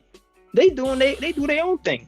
So why would I expect Nintendo to do what Xbox is doing and give us a console with all this hardware and stuff? The fucking Switch is as powerful as like a PS4. It maybe even worse. Wow. So it's different. Like, come on. Like, that's how I look at it. So then, wow. Wow. Let me get the super chat real quick. Yo, Logical man, I appreciate you for the super chat, brother. He says, this is why Xbox will never be great. Shaking my head. I'm a little speechless, B Staples. I'm gonna be honest with you, bro. I'm a little speechless. Just cause even with Nintendo, Blandrew's right. Blandrew is right. Shout out to Blandrew. Blandrew's 100% right. Nintendo definitely pays attention. They pay attention to their crowd though. They pay attention to their crowd, and they deliver. They deliver though. Nintendo delivers. I mean, it may not be at the quality or at the capacity of what we may want from, like with PlayStation, but Nintendo delivers to their crowd. They deliver to their crowd, and that ain't subjective. That's a fact. Look at the sales. The sales prove otherwise. Numbers don't lie. Men lie, women lie, numbers don't. Men lie. No, we are going to do that. Oh, yes, we are. Men lie, women lie. Why not? Sales is the ultimate. Sales does not dictate quality. It never has. Call of Duty sells more than every other game, and it's bad. I don't know if I can curse. No, I don't want to. Of course you can curse. Who gives a fuck? But yeah, GTA, like, we're not doing that. I don't care about sales. It's good to somebody. Nintendo's clearly doing something right because it's selling. Because it's not good to you doesn't mean it isn't good factually. The sales numbers prove that. But there's hella games that sell good and they're bad. That doesn't mean anything. I just told you Call of Duty. Yo, Call of Duty gonna be the highest selling game of the year again for like the 10th year in a row or whatever. But Call of Duty ain't no. I'm saying no game of the year. I think Nintendo. I'm never gonna diss like the 3D Mario's, the Zeldas. Like when it's time for Nintendo to deliver, they deliver. But I got a Switch. I haven't touched my Switch since the summer because I haven't seen anything. Like I'm not playing Pokemon Snap. I'm not playing Monster Hunter Rise. I don't want to play that. I want to play the Zeldas, the Marios. 6 million other people want to play Monster Hunter Rise. Of course, but that's why I said it's subjective. You know what I'm saying? I'm talking about for me, though. All right. Eric the Beard said, at Gaming with Persona, he sounds like a battered housewife, just hoping things get better, but doesn't expect. Jesus Christ. Yo, y'all in the chat, be nice. Oh my God. Okay. Well, yeah, Cyberpunk sold on lies. Cyberpunk is the anomaly. He sold on lies. Cyberpunk is ass. But okay. So, all right. B Staples, you stress me out, bro. Look, we gonna talk when you stress me out. Oh yeah, we definitely gonna revisit this. Oh, trust and believe. After that event, you coming back in this show for sure, because I'm gonna need your thoughts. I want to say, if Xbox do deliver a good event, I want y'all to be honest with that shit. I don't want y'all to lie and say the shit was ass, because I already know some people gonna do that. They gon' no, don't do that. You know people gonna lie and say the shit was ass. Don't do that. You know people gonna do that. That's what Xbox gamers do. Oh my God, here we go. Is that not what they do? They lie about what they lie about what the PlayStation can and can't do. They lie about the frame rates and the resolutions of what PlayStation games can and can't do. Don't they lie all the time? Look through Twitter. You on Twitter? Scroll through Twitter. You see it all the time. What PlayStation do you see lying? Jim Ryan. No, I'm joking. All right. All right. You got to get. All right. Now you got to get the fuck up out of here. Now you got to get the fuck up out of here, man. Nah, come on. You know the lies is on both sides. Dudes doing console shit. But I'm just saying, if the show is good, I want y'all to give them their props if they give a good show, bro. You know what I'm saying? They're gonna have the bullshit there. They're gonna have to Sea of Thieves and Minecraft. But like, if they show some good shit, I mean, give some props for that. Don't just lie and bring up some zoomed in screenshot in fucking 240p and do that's no what weird shit like That's that. what Xbox dudes do. What PlayStation dudes you see doing that weird. shit? PlayStation dudes don't do that bullshit. Niggas was doing it for Gears 5. Don't do that. They do it on both sides. This shit is weird. It's weird on both sides. It's weird on both sides. It's definitely weirdos on both sides, but I see more of that from Xbox dudes than PlayStation guys personally. You know, I'm not saying that PlayStation dudes don't do it. But I don't see it, so if I don't see it, it ain't happened to me. But yo, man, B Staples, man, it was good chopping it up with you, man. 100%. Man, you stress me out. You stress me out, man. Yo, man, after Sunday, I'm gonna do a show, and if if that show is ass, I'm gonna need the same energy. I'm gonna leave this. I'm gonna need the same energy. You got it. All right, bro. Later, man. All right. Ladies and gentlemen, what the hell was that? What the hell was that? What the hell was that? Whew. My head hurt. Oh shit! I'm a PlayStation fan too. Hey, bruh, I'm gonna be honest. If Xbox gamers are talking like that, we can't even get people to we can't even get people to put Xbox on the same expectation level. Never mind quality. We can't even get folks to put Xbox on the same expectation level as PlayStation. Hey, yo, bro, what the hell? What? I'm not even talking about I'm just talking expectations. Expectations. Yo, Gaming Forte, what's good, bro? I ain't battering. Listen, Listen, I love to ask questions. Yo, Lay, what's good, bro? Yo, Don, what's good, man? I just like to ask questions. I love asking questions. Yo, Andrew Wilkins, what's good, bro? Appreciate the super chat. He says, nobody plays the damn Switch. It's a dust collector like the Wii was. Time to admit Sony is gaming. Hey, yo, shout out to Andrew Wilkins. I think we all know Sony is definitely the go-to place for gaming. It's most definitely the go-to place for gaming. But all right, let's yo Duke Togo, what's good, man? I'm expecting Zoo Tycoon 2, Super Lucky Tales 2, Disneyland Adventure 2, and the Sea of Thieves 2. That way I won't be disappointed. Yo, shout out to you, Duke, man. Lee Hellboy, Aaron, we ain't asking for your validation, sucker. Oh, ooh, there's some spiciness in the chat. Ooh, kind of hot. Gotta hose that down. But all right, guys, let's real quick, man. I just want to talk about Ratchet and Clank real fast, right? Real fast, right? Yo, real talk though. Shout out to B Staples, man, for being a good sport, man. I always like chopping it up with B Staples, man. I always like chopping it up with B Staples, man. He be saying some crazy shit sometimes, but you know, on that regard, he was I hope he was honest, I guess.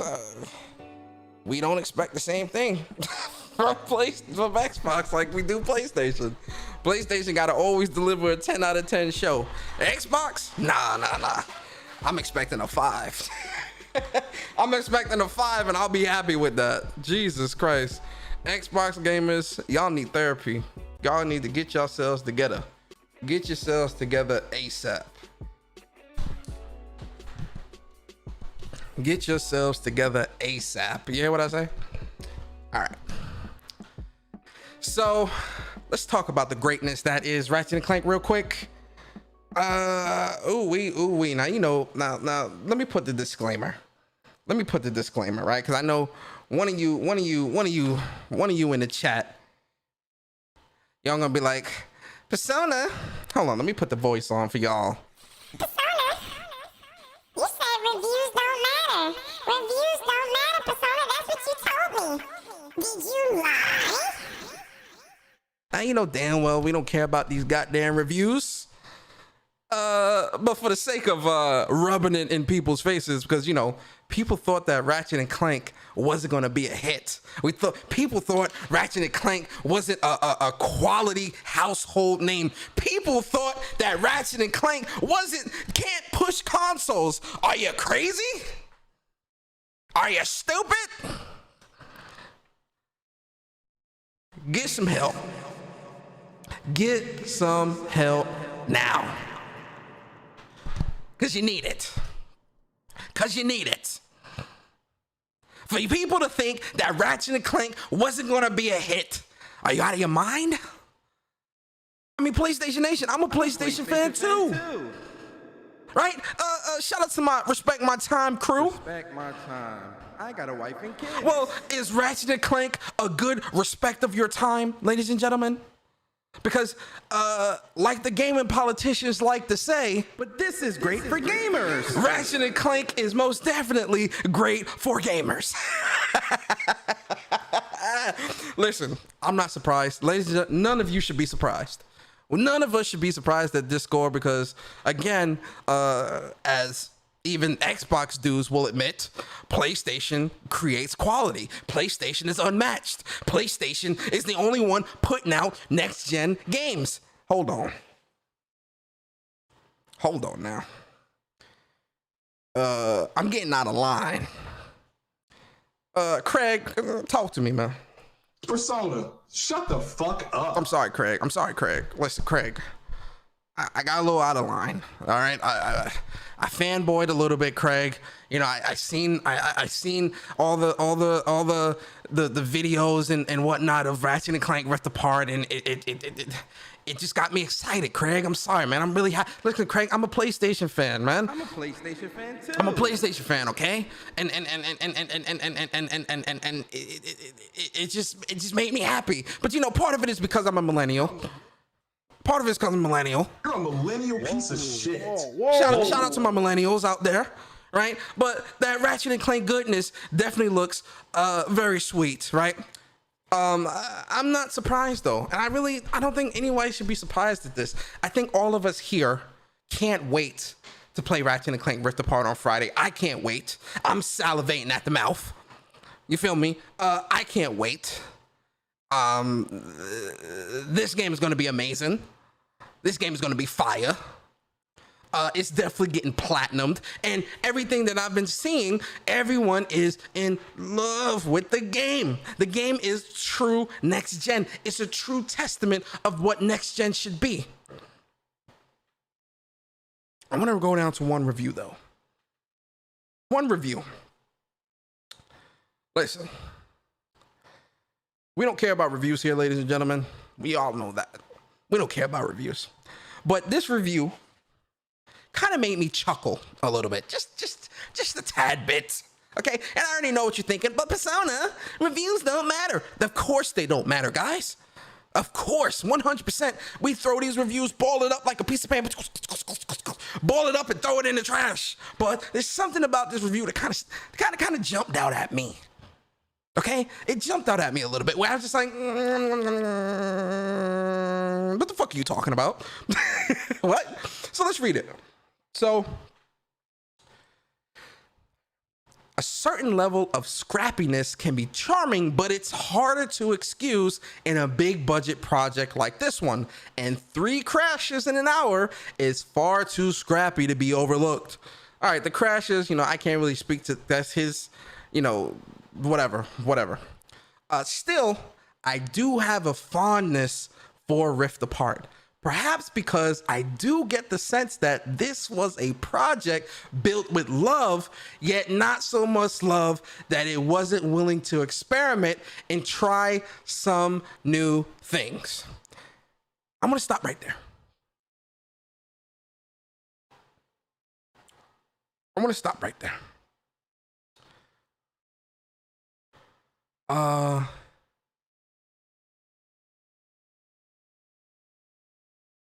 I want to stop right there. I want to highlight that part. I want to highlight that part. Because I looked at this part and I'm saying to myself,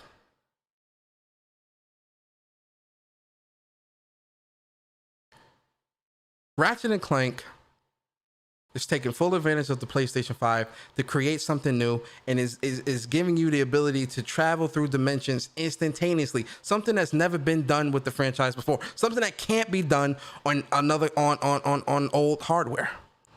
This is a true next-gen experience through and through.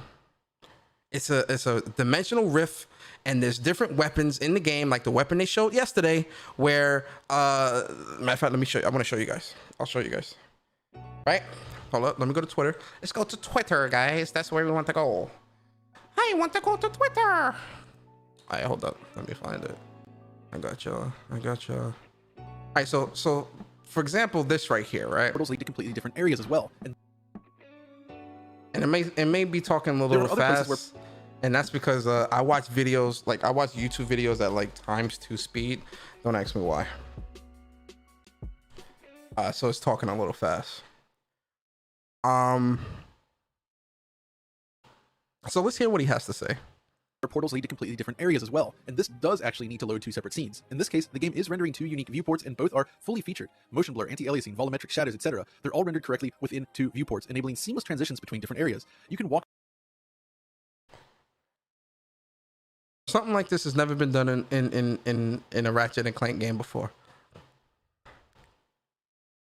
The power of the PlayStation 5 is what made this possible, to where there's 2 different worlds being run simultaneously through the dimensions. But then not so much love that it wasn't willing to experiment and try new things. What? Excuse me? What are you talking about?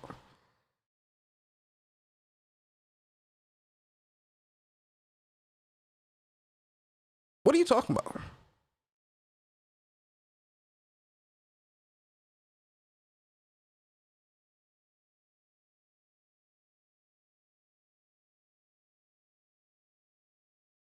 Right?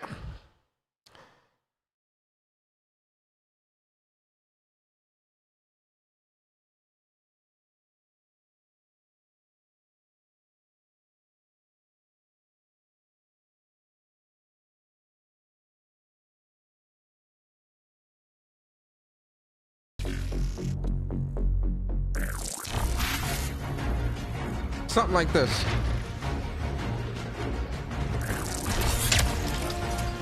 A dimensional portal opens up and drops things from other dimensions. Right?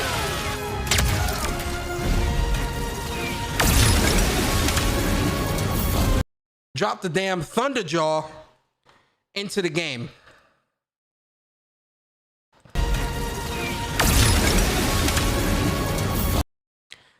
Drop the Thunderjaw on these goddamn fools. That's pretty different to me. That's pretty unique.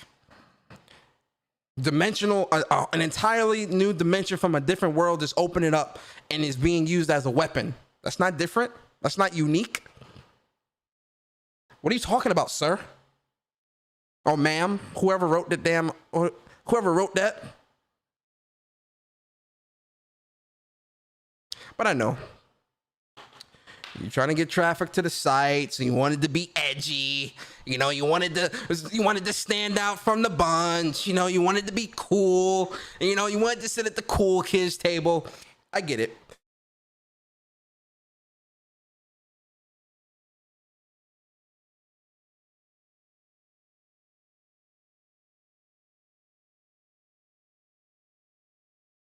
I get it. I honestly do. You wanted to be cool. You wanted to be edgy. I get it. Yo, shout out to Andrew Wilkins, man. I appreciate you, bro. He says, Blandrew, if you want a quirky game, then buy Dreams and create you one. PS got all bases covered. They even have the best multiplayer games amongst console. Oh, shit. I think Blandrew and Andrew Wilkins going at it in the chat. Jerry. I'm kidding. I'm sorry, guys. Then Games for Eternity says, did that reviewer even play the game? Hey, bruh. With the way these reviewers getting exposed these days, I wouldn't be surprised. Games for Eternity, I wouldn't be surprised at all. Wow, boy. But you know, and that you know, that brings me to my other point that I wanted to make real quick about Ratchet and Clank, right? So with Ratchet and Clank, let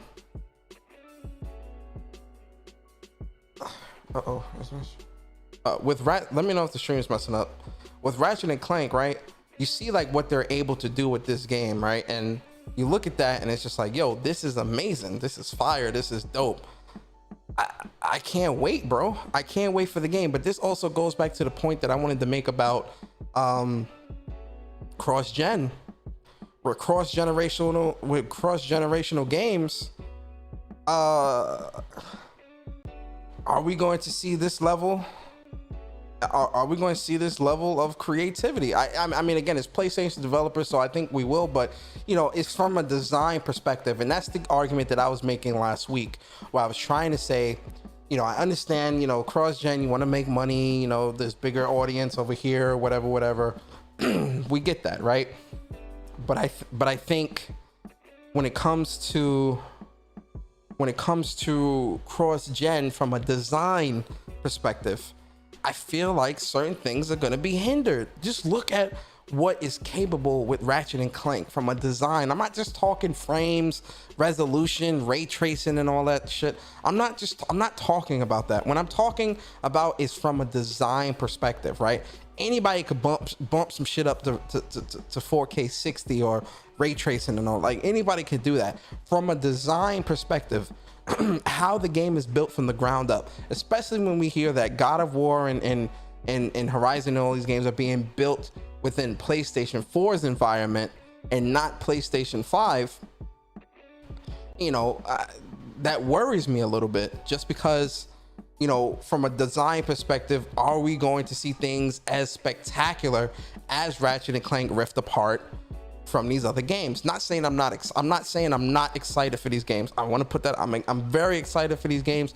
I can't wait to play these games. I'm very excited. But again, like we've talked about before, guys, in the back of my mind is always that thought of, could, you know, how much better could this game had been if it was only developed for the next gen consoles? That's realistically what I'm saying. You feel me?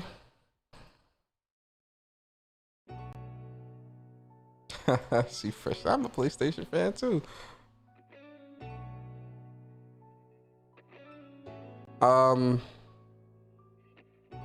But yeah, those are my thoughts, guys.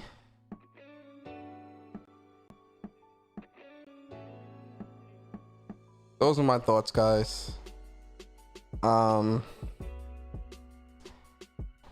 excited as a gamer. Again, once again, I can't wait to play these games. Right? I can't wait to get my hands on these titles. Friday, we're gonna be having Ratchet and Clank this week. Yesterday, Guilty Gear Strive released. Thursday, Final Fantasy VII Remake Integrated Intermission released. And then Friday, we got Ratchet and Clank. There's really something for everybody. There is really something for everyone when it comes to gaming, right? PlayStation Nation, we are eating good out here. I hope you guys do enjoy this week, man, with the games. Play tons of games, post up a lot of gameplay on Twitter, make the Xbox guys mad, show them what they missing out on, and show them what they could have if they held Xbox at the same expectation as PlayStation. Oh shit. But yo, man, listen, I want to play some games myself. It's raid night on Destiny, so me and my bro, we're gonna be doing some raids tonight, so I'm excited about that. Plus it's Iron Banner, so I'm gonna go play some pew pew pew pew pew. Gonna play some Crucible as well. Listen, guys, I appreciate all of you so much. Can we get to 100 likes? I'm at 99. Can we get to 100 likes? Can you help your boy out? Can we get above 100 likes? It's 130 people in here. Can we get to 110, 115? Can I get 115 likes, guys? Can I get 115 likes, guys? Did you enjoy the content today? Was the content good today? Oh, wait, one more thing, guys. Don't leave. One more thing, don't leave yet. So Seth DaCosta, wait, don't leave yet, guys. Don't leave yet. Don't leave. Seth DaCosta did not redeem his $50 PSN card. So because Seth did not redeem his $50 PSN card, one of the other members on the channel can take a shot at getting the $50 PSN. Oh yes, we're gonna do it. So members of the channel, shout out to all of you. One of you have a chance to win. We about to spin the wheel in 3, 2, 1. Who's it gonna be? Who is it? Yo, Nariko. Yo, shout out to Nariko, man. Big shout out to Nariko. So Nariko won. I gotta hit up Nariko. I think I follow Nariko on Twitter. Yo, Nariko, if you in the chat, or if you watch this later, hit me up on Twitter. And I'll send you that $50 PSN, man. Yeah, send me that. I'll send you the $50 PSN. So shout out to Nariko, he won. I think I follow him on Twitter. I think I have him on Twitter. And yeah, so Nariko won the 50. If he don't redeem it, we gonna spin it again. We gonna spin that wheel again, and one of the other members will get a chance. If you want to be entered in next month or the month after giveaway, just consider becoming a member on the channel, guys. Support your boy, support the content. If you want to support the content, you can become a member. The link is in the chats. Become a member. become a member. The link to that's the link for those that are on the phone. If you're on the computer, you can just hit the join button on my channel, become a member. And that's the link, man. It's been 30 seconds. He ain't redeem it. Spend it again. Yo, Flandrew. Oh man. So yeah, you know, that's that. I'll give him a couple days. I think I follow him on Twitter anyway. So I'll give it to him. I'll reach out to him. But yeah, guys, man, that's the end of the show, man. I really do appreciate y'all coming through. I really do hope y'all enjoy the content. If you do enjoy the content, like, comment, subscribe, share the stream out, man, with your friends, your mom, dad, aunts, uncles, everyone, your brother, sister. Shit, share it with your wife and kids. Respect my time. I got a wife and kids. But yo, man, listen, I want y'all to be safe. Please enjoy. Also, I got some content coming. I got some content on the way. I'm gonna be doing first impressions of Guilty Gear, first impressions of Final Fantasy VII Integrate PS5 version, first impressions of get this work. Come out and play. Yo, get this work, man. I appreciate you so much. Thank you for becoming a member on the channel, man. Shout out to you, bro. So yeah, I got first impressions of Guilty Gear, first impressions of Final Fantasy Integrate Intermission, PS5 version, first impressions of Ratchet and Clank Rift Apart. Then Saturday we got the What's Up PlayStation podcast, and then Sunday, man, me and Barry are gonna be doing a dual stream of Square Enix, and we'll be doing the dual stream of so Square Enix and the dual stream of Microsoft Bethesda show. You don't want to miss that. You don't want to miss neither one of those shows, man. Yo, what's going on? Hey! Shout out to my boy Star Guardian 88 in the building. Finally joined that Optics Nation, Optics crew, Optics Nation, Optics crew. You know, tomorrow is going to be the Battlefield stream. It's happening really early in the morning, so I can't do live reactions because I'm gonna be working. But what I'll do is probably tomorrow afternoon, tomorrow night, I'll do like a quick impressions where we could watch it and talk about it. If not tomorrow, probably around the weekend or something like that, I'll definitely put that out there. But I got a lot of content coming for you guys, man. It's gonna be a lot of good content. Trust me, guys, you don't want to miss it. You know, if you enjoyed the content, definitely subscribe, like the channel, share out the stream and stuff like that. I appreciate all of you. Please be safe, and I'll talk to you guys next time, same place, same crew. Shout out to the Warriors, shout out to the Optics Nation, shout out to the My Wife and Kids crew. Respect my time. I got a wife and kids. Shout out to the Millennials. You're a millennial piece of shit. Shout out to the Warriors. And last but not least, shout out to the I'm a PlayStation fan too. I'm a PlayStation fan too. Shout out to all of you, man. Be safe, and I'll see you guys next time, man. We out. Peace.